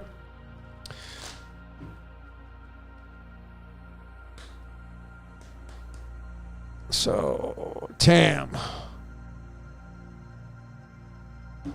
Well, you got the 9 of Swords. So we pulled this card earlier. It's the card of nightmares, and you know, it's not a. Remember, a lot of you look at these cards like, oh no, because you know this is the 59th card in the deck. This is the card of the game of life. So is this telling you maybe you need to step it up in the game of life? Maybe you need to stop paying attention to it. Maybe you should pay attention to your dreams. Typically, when this card shows up, that's what it means. Pay attention to your dreams. If you're not a lucid dream, Tam, maybe you want to start keeping notes. Or how do you get rid of your nightmares? I'm just curious on what that means for you. All right, Eddie Machete, let's get you a card. Eddie Machete. Oh, Eddie Machete. Yeah, you got the 52nd card in the deck. This card right here is tied to the game of life. But this card in the tarot is the card of standing still. Something in your life is stale, stagnant. Got to make a decision. It actually refers to the third eye, this card. That's why the blindfold's on. You got to go within. So whatever it is that you're stale about, go meditate on that. My suggestion for that is find some good music, some good solfeggio or some kind of frequency that you like, or rain and thunder or nature or ocean waves or whatever. Put your headphones on, block out the outside world, put a timer on your phone, go about 10 minutes and have an objective to observe your thoughts. Like, what is it you are indecisive about? Okay? Let me just check my music here.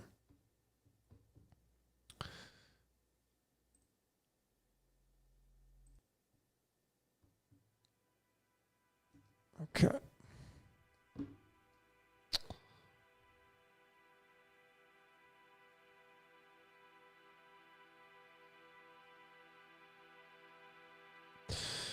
Analog is saying King Diamond's birth, King Hearts ruler. No, you'd actually have, so your planetary ruler. So I don't really get big into the planetary ruling cards. I like to look at the ego card and the spirit card. Those are the two primaries. I know you can get into the planetary. Mine's the 3 spades card. I know about the planetary rulers, but the King Diamonds card is tied to the 3 clubs card. The 3 clubs card, which is the 3 of wands, tied to card number 16. That is the spirit card of yours. You should go study the 3 of clubs. That's the main card that runs your King Diamonds. And it's a card tied to Lucifer. Now, if you're scared about that word, I would encourage you to get rid of the notions that make you scared about it. The 3 of wands, the 3 of clubs that runs your King of Diamonds is a card of massive creativity. And of course, if you're looking at the King of Hearts, man, it's just the King of Love. It's pretty simple. King of Diamonds is an entrepreneur card. You should have a lot of currency moving through you. It's something in the creative field that you should be an entrepreneur. I hope that helps you. All right. CR, let's get you a card. So CR, you got the 3 of Pentacles, which is the 3 of Diamonds. This is the card of voltage. This is the card of being the apprentice. Have you started a new business? Have you been thinking about starting a new business? Well, it's time to do that if you have not done so already. You have plenty of energy coming through you. This is the card of voltage. This is the birth card of Donald John Trump. Whether you're a fan of him or not is irrelevant. Just look at the success and the position he has on the world stage. He had a show called The Apprentice. That's what this card means. That's for you, CR. So if you need more information on that, just go to Teach Me Tarot and go look it up. Those of you that are asking for decodes, I'm doing them sporadically now. I'm trying to take some time off. But if you are interested in getting a full decode, you can go to my website. It's cosmicsugar.org. cosmicsugar.org, and you can go to my personal readings page and pick one of the 3 readings that I do. Then I just do everything through email, and I book you from there once you figure out what works for you. And right now I don't even have my calendar open, so it's a case-by-case basis, not based upon you per se, but like how much time do I want to devote to these readings, because they take a lot of my time. But my average reading is 3 to 4 hours, so they take a long time.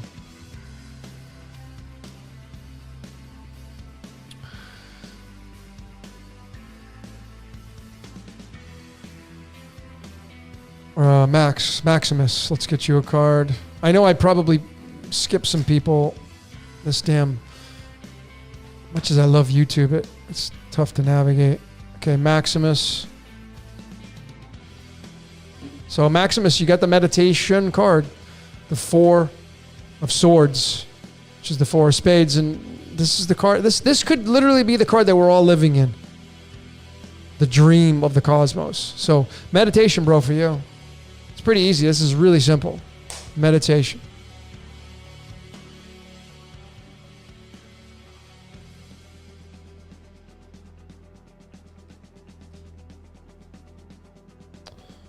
So, hey, Shaded, let's get you a card. Yeah, hey, Shaded, let's get you a card. This one wants to come out. Oh, you got the 7 of Cups.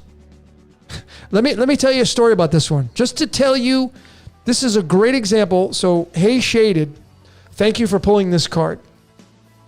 This card is the 7 of Cups. It's the card of illusions. This is the card of fantasy, imagination. And obviously, you have a lot of choices there. What do you want to pick? So that's what's going on like right now. And just be careful you're not picking something that's not going to be for your better good. And how do you figure that out? Go within. Don't ask anybody's opinion. Like, hey, you think I should do that? That's the worst thing any of you should do. Stop asking people for what you think. They're going to tell you what their code's going to tell you should do. Oh, girl, you shouldn't date that dude. What the hell does she know? Stop asking people their opinion about what you should do. Just go within. Tap into your higher self. Talk to yourself. It'll give you the answers. Anyway, the great thing about this card, the fun thing about this card, this is the birth card. I want you to think about what I'm showing you now. This is the birth card of Anthony Fauci and Bill Gates. They both have the same birth card. They're the 7 of Hearts. This is the 7 of Hearts, 7 of Cups. This card means illusion. You want to tell me you don't live in a simulation? Think about what I just told you. Anyway, I hope that helps you, hey, Shade. But this was the card of the day because that should tell you loud and clear. Stop giving those people your energy. They need your energy to continue with their movie.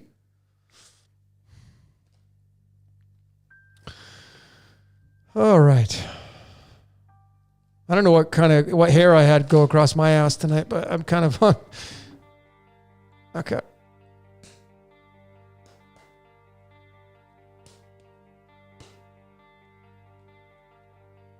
Have I ever looked into the 13-month lunar calendar? When Dakota, I've looked into the 13-month calendar period where you have Sol as a month. Absolutely, because the patterns of the sun run in cycles of 13. So you forget about the moon, the sun. The sun has the partner. It's the moon. It's the Ark of the Covenant. The Ark of the Covenant is the sun and the moon, and that runs the stock market, that runs cryptocurrency as the great Jordan over at Waters Above Crypto. Please go sign up for his courses if you want to learn about crypto and trading. He uses the sun and moon. That's why his channel's blowing up, because people see how humble and loving that dude is. And he knows how it works. I mean, if the stock market's run by the sun and moon, or you think this movie's not run by the sun and moon?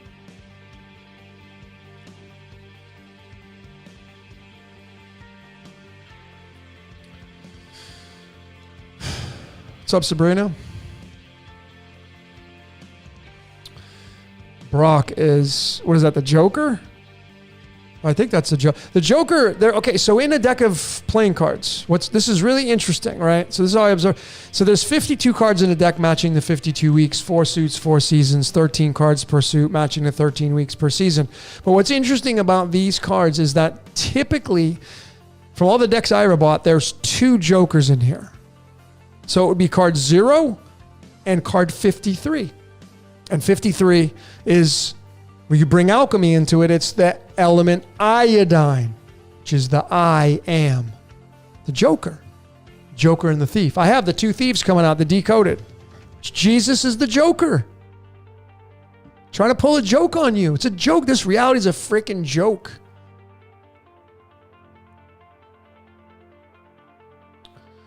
The music I have in the background is called, this is called Across the Moment by Symbiosis. Yeah, let me just find it for all of you, since you asked.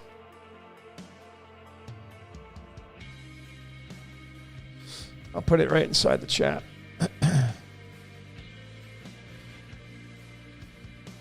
So those of you that like this music, here it is. Just posted it. Okay.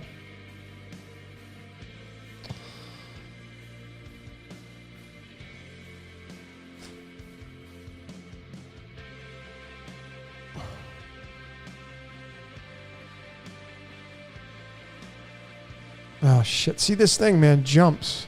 Damn it. Jack Scoville. It's the first person I saw. Let's get... I love Jax, so... Jack Scoville, you're next. Folks, again, if I missed you, please don't be offended. I didn't do it on purpose, okay? I'm just rifling these off. This thing comes like a machine gun. So here we go for Jack Scoville's. Jack Scoville. Wow, we got another 4 of Swords. So anytime we get these 4 Swords cards, it means meditation, going within, using the third eye, going to sleep, meditation, taking it easy. Maybe you need to think about things in life. So if you have a big decision to make on the world stage, if you're confused, if life's not the way, you feel like it's not supposed, go within. 4 of Swords. And then if you need more information on that Jack Scoville, just go type in 4 of Swords, Teach Me Tarot, and you should pop up right in the beginning and go read about all the information on these cards. There's a lot of information on that, and you'll find more than what I'm telling you.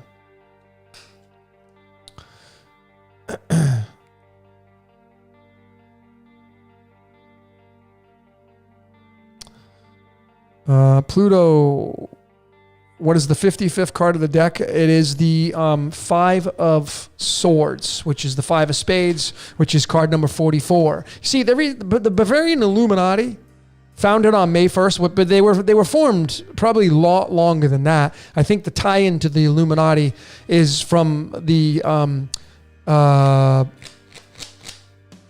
it's called the Alumdros Illumination, A-L-U-M. Alubdros or Lubdros or something like that. And it's from the Spain. But anyway, that card 44. 5 of Swords, which is card 55. 55 is predestination. That 55 card, the 5 of Swords, is the 5 of Spades. The 5 of Spades in the cards of Illumination is card 44. And 44 is gold currency. It's currency. The 5 is our hand. The Georgia Guidestones is in the shape of a 5. So many syncs to that card, man. Whew.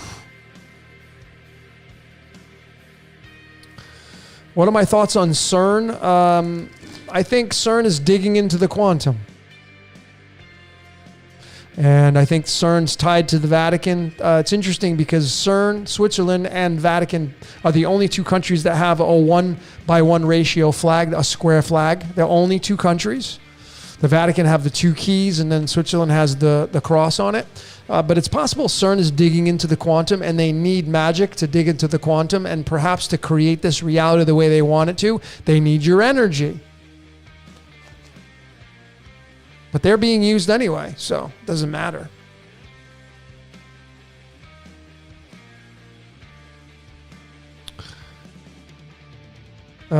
Jane, let's get you a card. Jane L. Let's get you a card, Jane. Let's see what's going on in your life. So here we go, Jane. So, Jane, you got the 4 of Cups. This is a card of being bored. You're bored with life. Nothing excites you. This can make you really irritable, tolerable, angry, resentful, pissed off. This is what shapes our reality because it gets bored. This is the card of the architect, just like, oh my God, I've done this game a million times. I got to do it again. Ugh. It's not content with anything. So if you're in this space, got to get out of it. 4 of Cups. Get out of that space.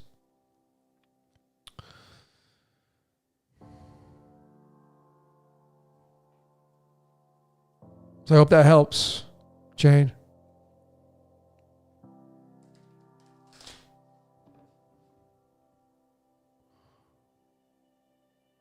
And I apologize. See, I didn't even see. I see some of you. That's nice. Look at all the love in here. That's the nice. See, everybody's looking out for everybody. I didn't even see it. These things. It's like if I don't go down, and then when I go down, I hit my mouse. It just shoots up, and then I miss all these comments. So that's why I'm saying, please don't get offended. What is the significance of the number 23? Oh man. Well. The 23 is called the Royal Star of the Lion in numerology. And that's why I believe Michael Jordan wore the number 23. LeBron James wore the number 23. Becker from soccer wore the number 23. A lot of sports stars wore the number 23 with Jim Carrey, the movie. But it's the Royal Star of the Lion, and it's 2 + 3 is 5. It's tied to the 5th house of astrology, which is ruled by Leo and the sun. It's tied to the sun. In numerology, it's supposed to be one of the most. I know a lot of people. I know people in numerology. They'll try to change their name to equal to 23 because it's supposed to be the most fortunate number in numerology. 23. Tied to the word crown, blood, history, pineal gland. 23. And in my new cipher that I just came out with, which I really hope Derek puts it there quick. Saturn equals 23. And that's tough because Saturn equals 21 in the Chaldean. So it's like, okay, now you got 21 and 23. Which is which? That's why numerology is, or people call it gematria, freaking dead end if you just stop there. If you're just using the 4 base ciphers, you're going to get dead ends. Because so many words equal the same thing. Like I put this on my social media. Bob Marley, his birth name equals 56. Society of Jesus equals 56. Fruit Loops equals 56. ISIS equals 56. The word shit equals 56. So does that mean the Jesuits made Fruit Loops? I mean, are they owners of Kellogg's? Does that mean Bob Marley was a Jesuit? See, that's why it's really a bad idea just to use gematria and numerology. Because you'll be dead in the water. What have you found? Let me ask the audience. What words have you found that equal the number 56? I'd love to hear your comments. Please tell me.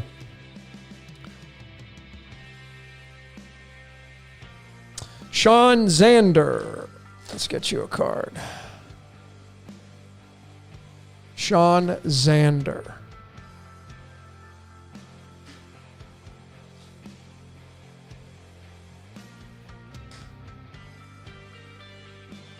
Sean Zander. Voila. Oh, you got the King of Wands. This is card 36, which is tied to Krypton and the Sun. King of, and of course, this is the King of Clubs in the Cards of Illumination, which is card 26, tied to the Yod-Heh Vahe. It's the Sun. So the King of Wands, man. I mean, really powerful. King of the Mind. It's the representing the cosmos, the mind of the air. So what does that mean for you? You know, like you gotta, usually when you get this card, it's like you gotta start putting on the big boy pants or big girl pants and own this card. It's time to step up to your higher intelligence. And that was for Sean. If it's, I don't know if you're a female or a male, because that can be spelled both ways. But Lisa, Lisa, I think. Well, let's get you a card, Lisa. I'm not sure if someone's asking for you, or let's get you a card. Lisa.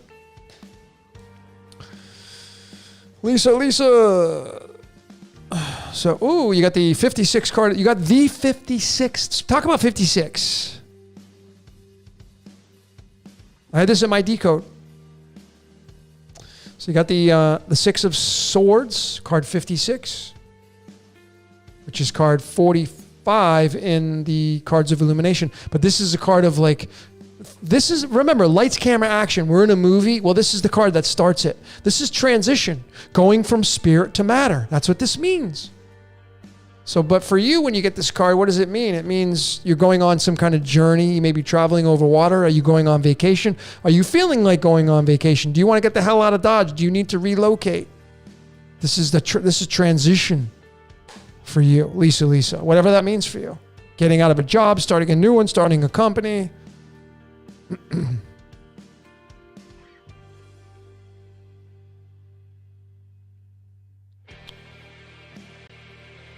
What's my take on Pluto return? Well, let me give you my take on Pluto return. Pluto return for the United States coming up.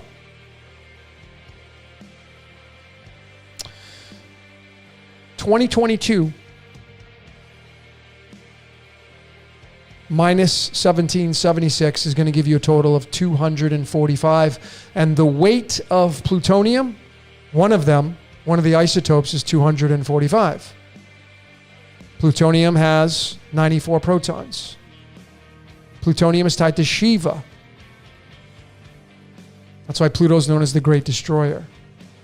I have this book right here. My friend Sharon gave me, who reads the cards. Oh, by the way, let me make another announcement. My friend Sharon, who reads, she's an author, Cards of Destiny. Her book, Cards of Destiny, and other great books. She teaches how to read the cards. Here's the book, and she gave me this, but these are all the charts. All these cards move every year for your birthdays. This is one of the tools I use to pick the Super Bowl winner, by the way. But I'm not sharing that with anybody because I'm not interested in gambling with it. But anyway, she's got a course coming out on how to read the cards. And I haven't taken her course yet because I've been teaching myself. She's asked me, and I think I'm going to take her course. I think she's going to teach it in March or April. I have to ask her. But if you're interested in learning the cards, I don't know what the cost is going to be. Send me an email. Decode Your Reality. And I think I'm going to ask her, and I'm going to try to get a discount for my listeners. I don't know what that would be. If she's I said I think. I'm not saying I will.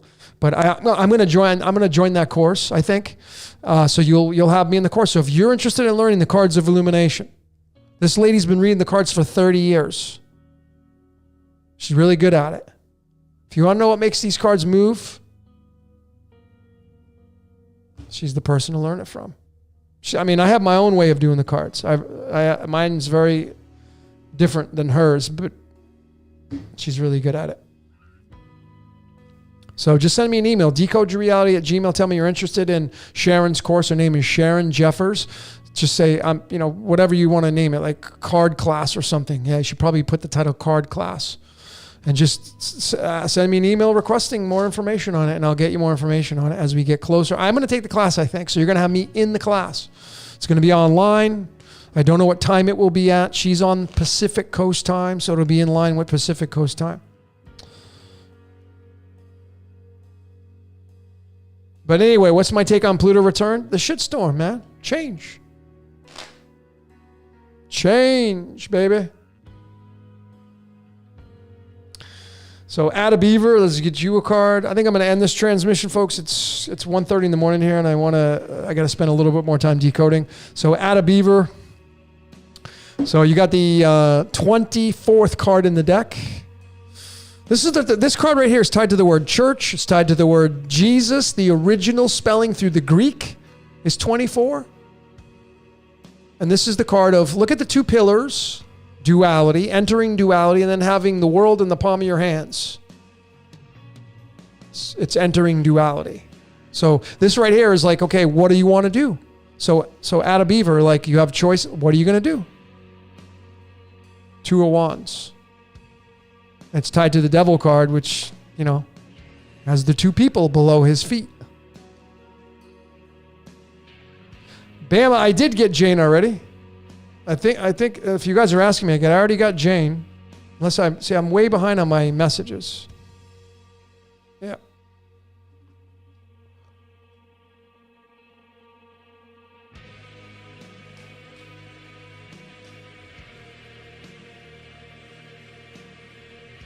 Let's get a few more.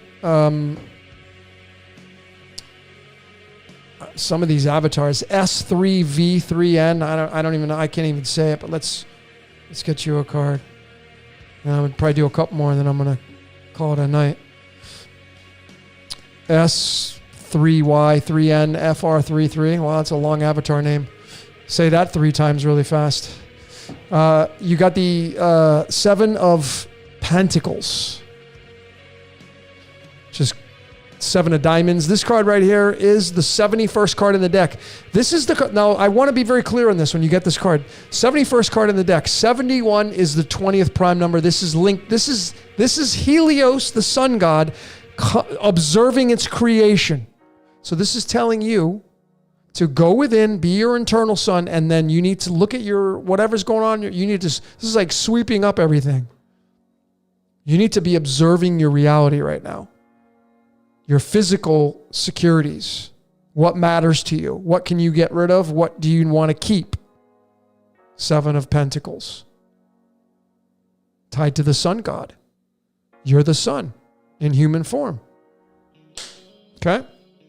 Yes, it will be an online class. Last Jedi, it'll be an online class for the cards. I know I'm all over the place, but... Daydreamer 1028. And then I'll just do a couple more and then I'm done.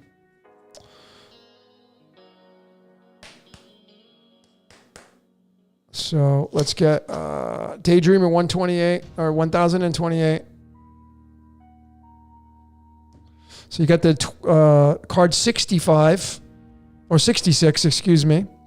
It's the 2 of Pentacles tied to the 2 of Diamonds, which is tied to Lucifer, the architect. It's tied to, this is the second perfect number card, and it's the wheel deal card. So you have a lot of things on your plate. You do it with ease. You obviously see the infinity symbol right there. So it's tied to the never-ending story, so to speak, but it's a matter of like juggling a lot of things in your life. So very busy right now. And like, do you feel trapped in that area of life? And then how do you get out of that? Well, you got to let go of some of those things you're juggling. So perhaps maybe some kind of spring cleaning's in order for you. And then let's get Karma's Real.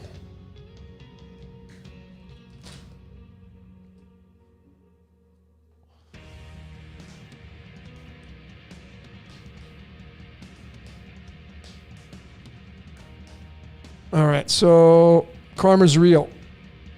Here we go. And this one wants to come out. Oh, well, that's great. Got the Sun card, my friend. The 19th card in the Major Arcana. And it's tied to the 8th prime number.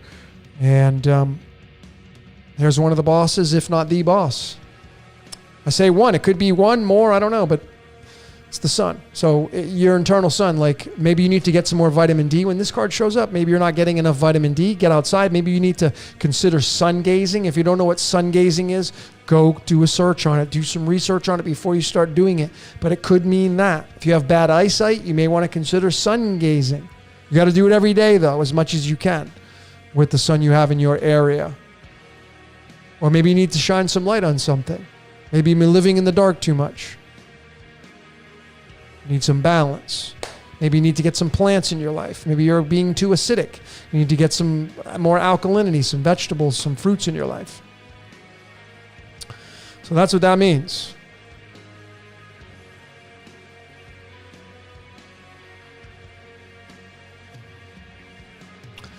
Yeah, I know you're watching me, Sabrina. I got that. I would think everybody's watching me.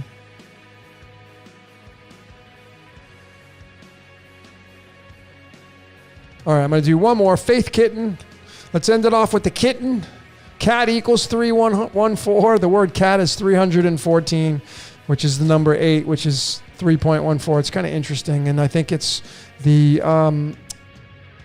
Norse goddess who had 2 cats that drove her forward.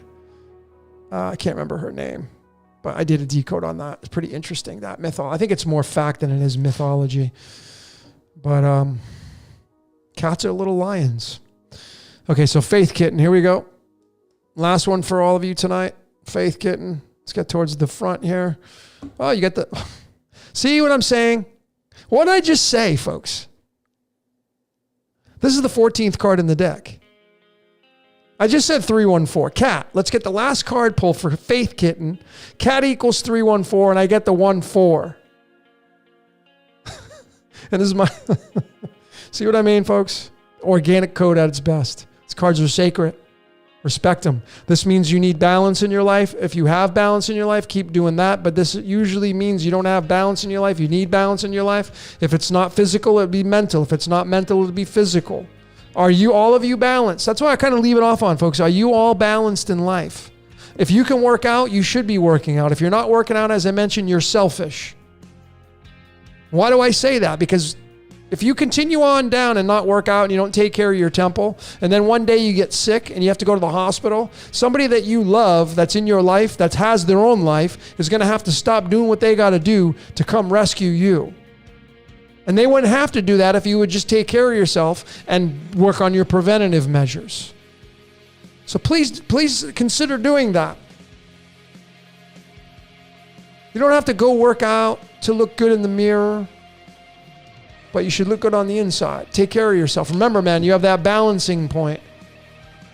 And the majority of things in life that taste good, that feel good, wine, beer, alcohol, tequila, Snickers bars, pizza, pasta, crackers, cookies, animal protein, it's all acidic. It is all going to make you decay faster. You know, it's interesting. I went down to Playa del Carmen. I had a friend of mine, Michael Ray, visit, and I said, I got to go down to Playa del Carmen. It's about 20 minutes down the street from here. It's a big city in Mexico, right along the port, very big tourist city. So we went down there, and I really had this epiphany because I'm down there and I'm walking down the streets. It was raining, so I'm really paying attention to what's going on. And I realized that everything around me is designed to kill me. All these street vendors have they're cooking this. It's all shit food. They're selling this and fried this, or they're playing their disco going on, or they're trying to sell you drinks. And I just realized the majority of the stuff that's being pushed in your face is designed to kill you faster. Designed for you to ingest it, to move through you. And when you ingest it, like when I take this sip of water, this doesn't, and I know it's going to, people can say, well, it's got resveratrol in it. And people will say that, so some people will say that just to defend it because they like wine, to justify it. Like, oh yeah, well, but it's got resveratrol in it. Yeah, but this is acid right here. That's why it burns when you drink it going down. A little bit anyway. But it makes you feel good. Takes the edge off. Gets you sociable. Oh, I come out of my shell when I drink. I come out of my shell when I smoke. cannabis. But I realized everything in this reality, the majority of it anyway, I shouldn't say everything, but the majority of everything in this reality is designed to move through you and rip your life apart and take it from you. That's life. It uses you. Everything, this uses me. Yeah, I drink it, and if I drink a glass or two, I feel it. But it uses me too. Everything uses everything. Even though this doesn't have a heartbeat and it has lungs and can't talk to me, it uses me. It's got to go somewhere. This has to go somewhere. Once it goes in me, yeah, you go into the bathroom and you pee it out in the toilet, but it just gets recycled back into nature. It's just a really interesting phenomenon with this reality. Just stuff I've been observing.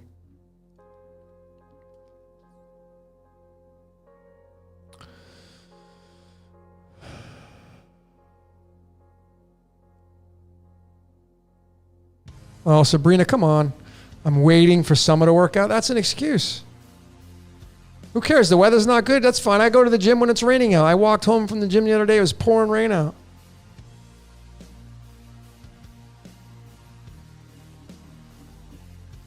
Just go do it. What's the easiest way to pH balance the body? Take baking soda. Like I drink wine. When I get done drinking the wine, I'll take like a half a teaspoon of baking soda. Neutralizes the acid. You don't want to abuse that, but you neutralize the acid.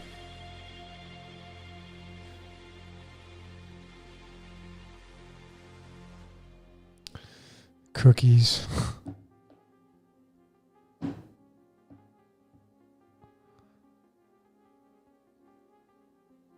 What would be legitimate jet fuel? Well, when you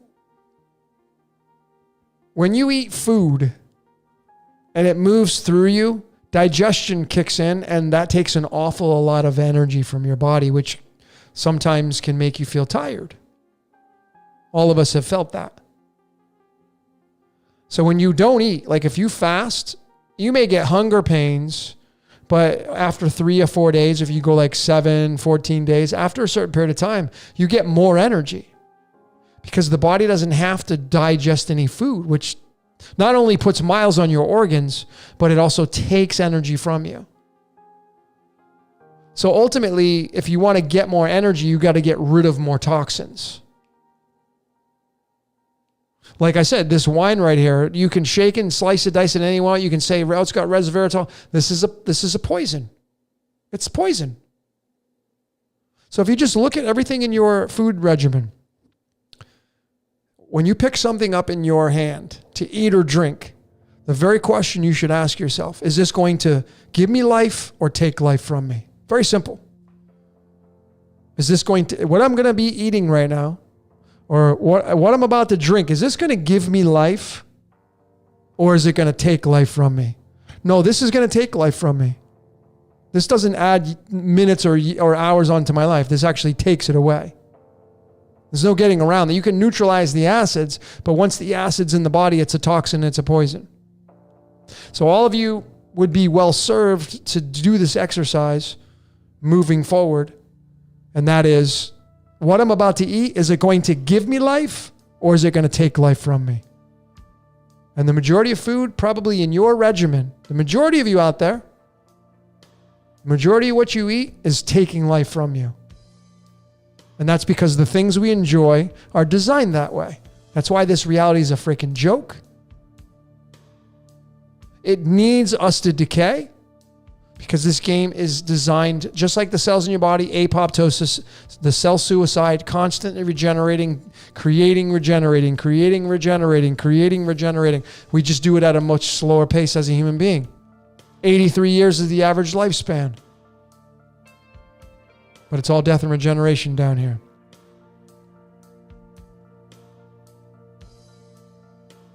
Just finished drinking baking soda since I had yogurt. You get yogurt. You get heartburn from yogurt. I wouldn't have bacon. You need the acid in your stomach to digest the foods. So I wouldn't drink the baking soda after you eat foods, because you need it. And those of you that get heartburn when you eat foods, it's maybe because you don't produce enough stomach acid. And then you would have to supplement that because a lot of people have low stomach acid. And I speak from experience, because they don't give the body the raw materials to produce the stomach acid. And over time, like I said, you buy a car with 150,000 miles on it, stuff ain't going to work right. So when you get to a certain level in your life, things aren't going to work right. You can try to do whatever you want, but things just aren't going to work right anymore. Sometimes there's no fixing it. You could just nip it in the bud and prevent it from going further. So if you have stomach acid issues from eating, if you eat foods and they make you have stomach acid problems, if you get GERD, heartburn, it's probably because you don't have enough stomach acid. And you need to take some things like betaine is hydrochloric acid with pepsin in it, and then take a pre-digestion. Make sure your probiotics are on top, because probiotics are going to help with the gut flora.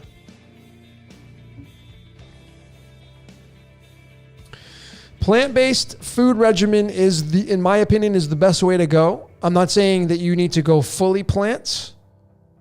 If I had to label myself, I'm vegetarian, but I don't like going by labels.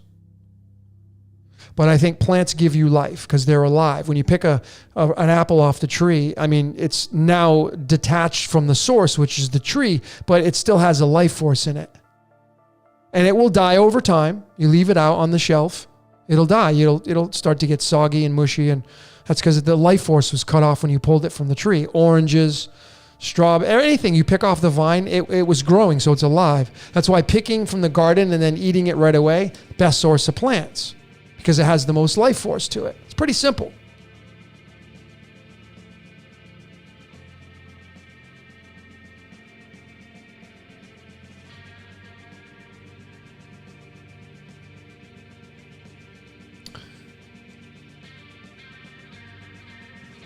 As I mentioned, memes asking me why people don't have enough stomach acid, because they typically don't give the body the raw materials to produce the stomach acid. So over time, you got to remember something, ladies and gentlemen. The body needs, it's not a matter of maybe. The majority, there may be exceptions. Some people have 34 spinal vertebrae. Some people have 33. So there are exceptions. But the majority of you, your body needs 91 nutrients every single day. 91. Minerals, vitamins, 60 minerals, 16 vitamins, your omega-3, 6, and 9s, your fatty acids, and then your amino acids. Your body needs those in order for it to operate correctly and regenerate every single day. Well, guess what? The majority of people don't get that every single day. So you're not getting the nutrients every single day. The body is like robbing Peter to pay Paul. And if you do that on a daily, over and over, day in and day out, and you're not getting the right nutrients every day, and you do that for years, the body is like, I can't do this anymore. You're not giving me the raw material. So then you start to have breakage. And next thing you know, stomach acid problems. Next thing you know, you have what's called candida, which is a yeast overgrowth in the stomach. And I see a lot of people that have it. If you walk around, you start walking around, you'll start to see people, they have guts. They have bulges in their stomach. They have inflammation. It's a yeast overgrowth primarily. And that's because they're not doing a probiotic. They're not giving the body the raw essential nutrients. They're not taking care of themselves. And they're a time bomb.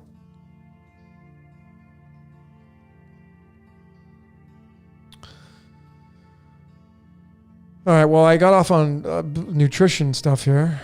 Why 91? Because you need 60 minerals, 16 vitamins. You get your omega-3s, your amino acids, and then your omega-3, 6, 9s. 91 total.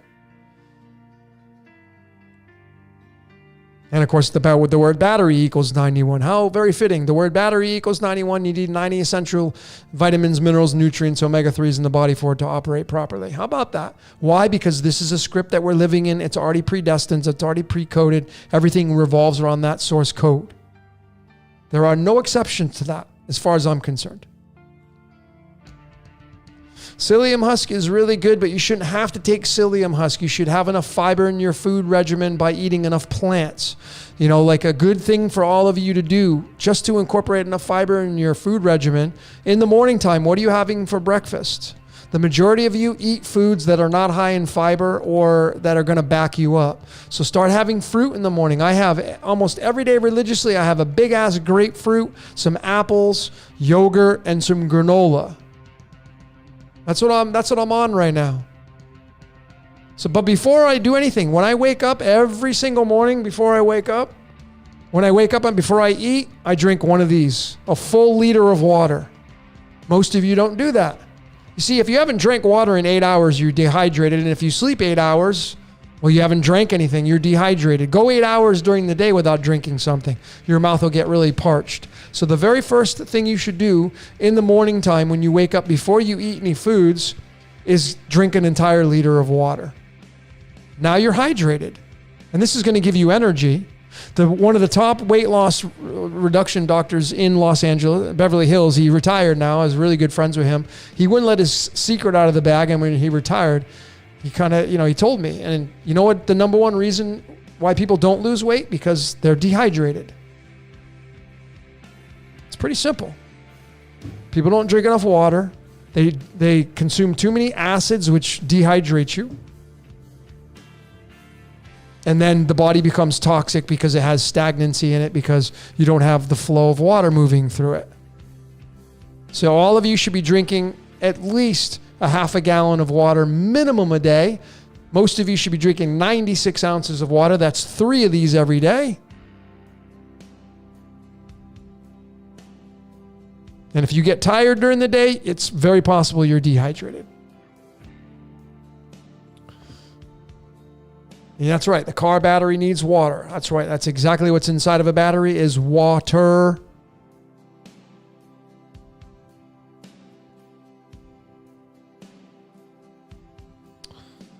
All right. So I'm going to end it there, ladies and gentlemen. I hope you enjoyed yourself tonight.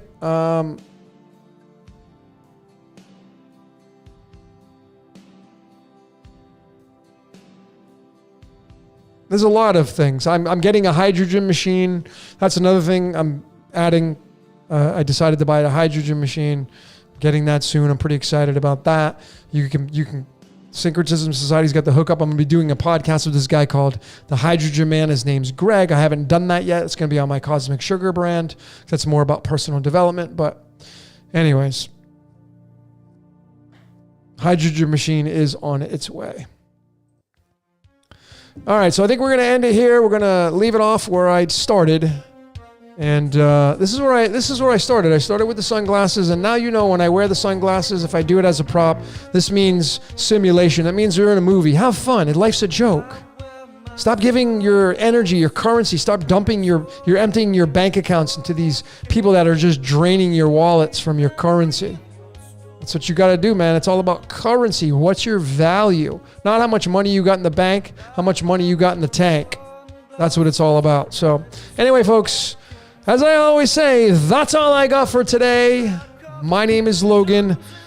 This has been, what's your question, number 31? This has been Decode Your Reality. I thank each and every one of you for your donations, your Patreons, your love, man. And I send a ton of love your way. Beyond the Division. Try to tune in tomorrow with my collaboration with the decoder Zach Hubbard. Tomorrow, 9 p.m. Eastern, 6 p.m. Western, 7 p.m. Central, right here on this Decode Your Reality channel. So anyway, folks, that's all I got for today. My name is Logan for Decode Your Reality. We'll see you later.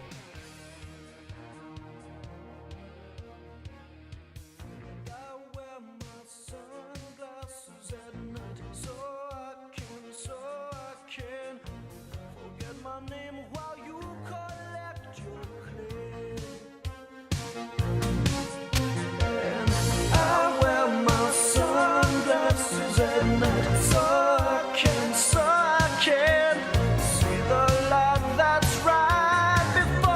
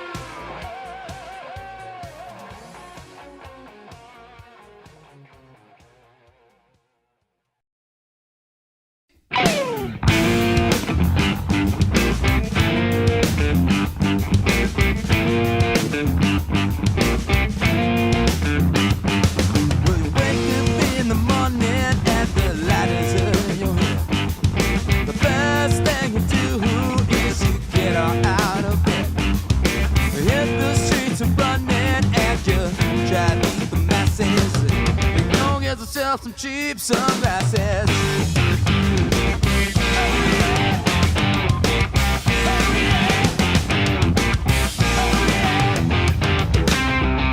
Spider box a thing and I followed her all night. In a funky style of Levi's and the sweater kind of tight.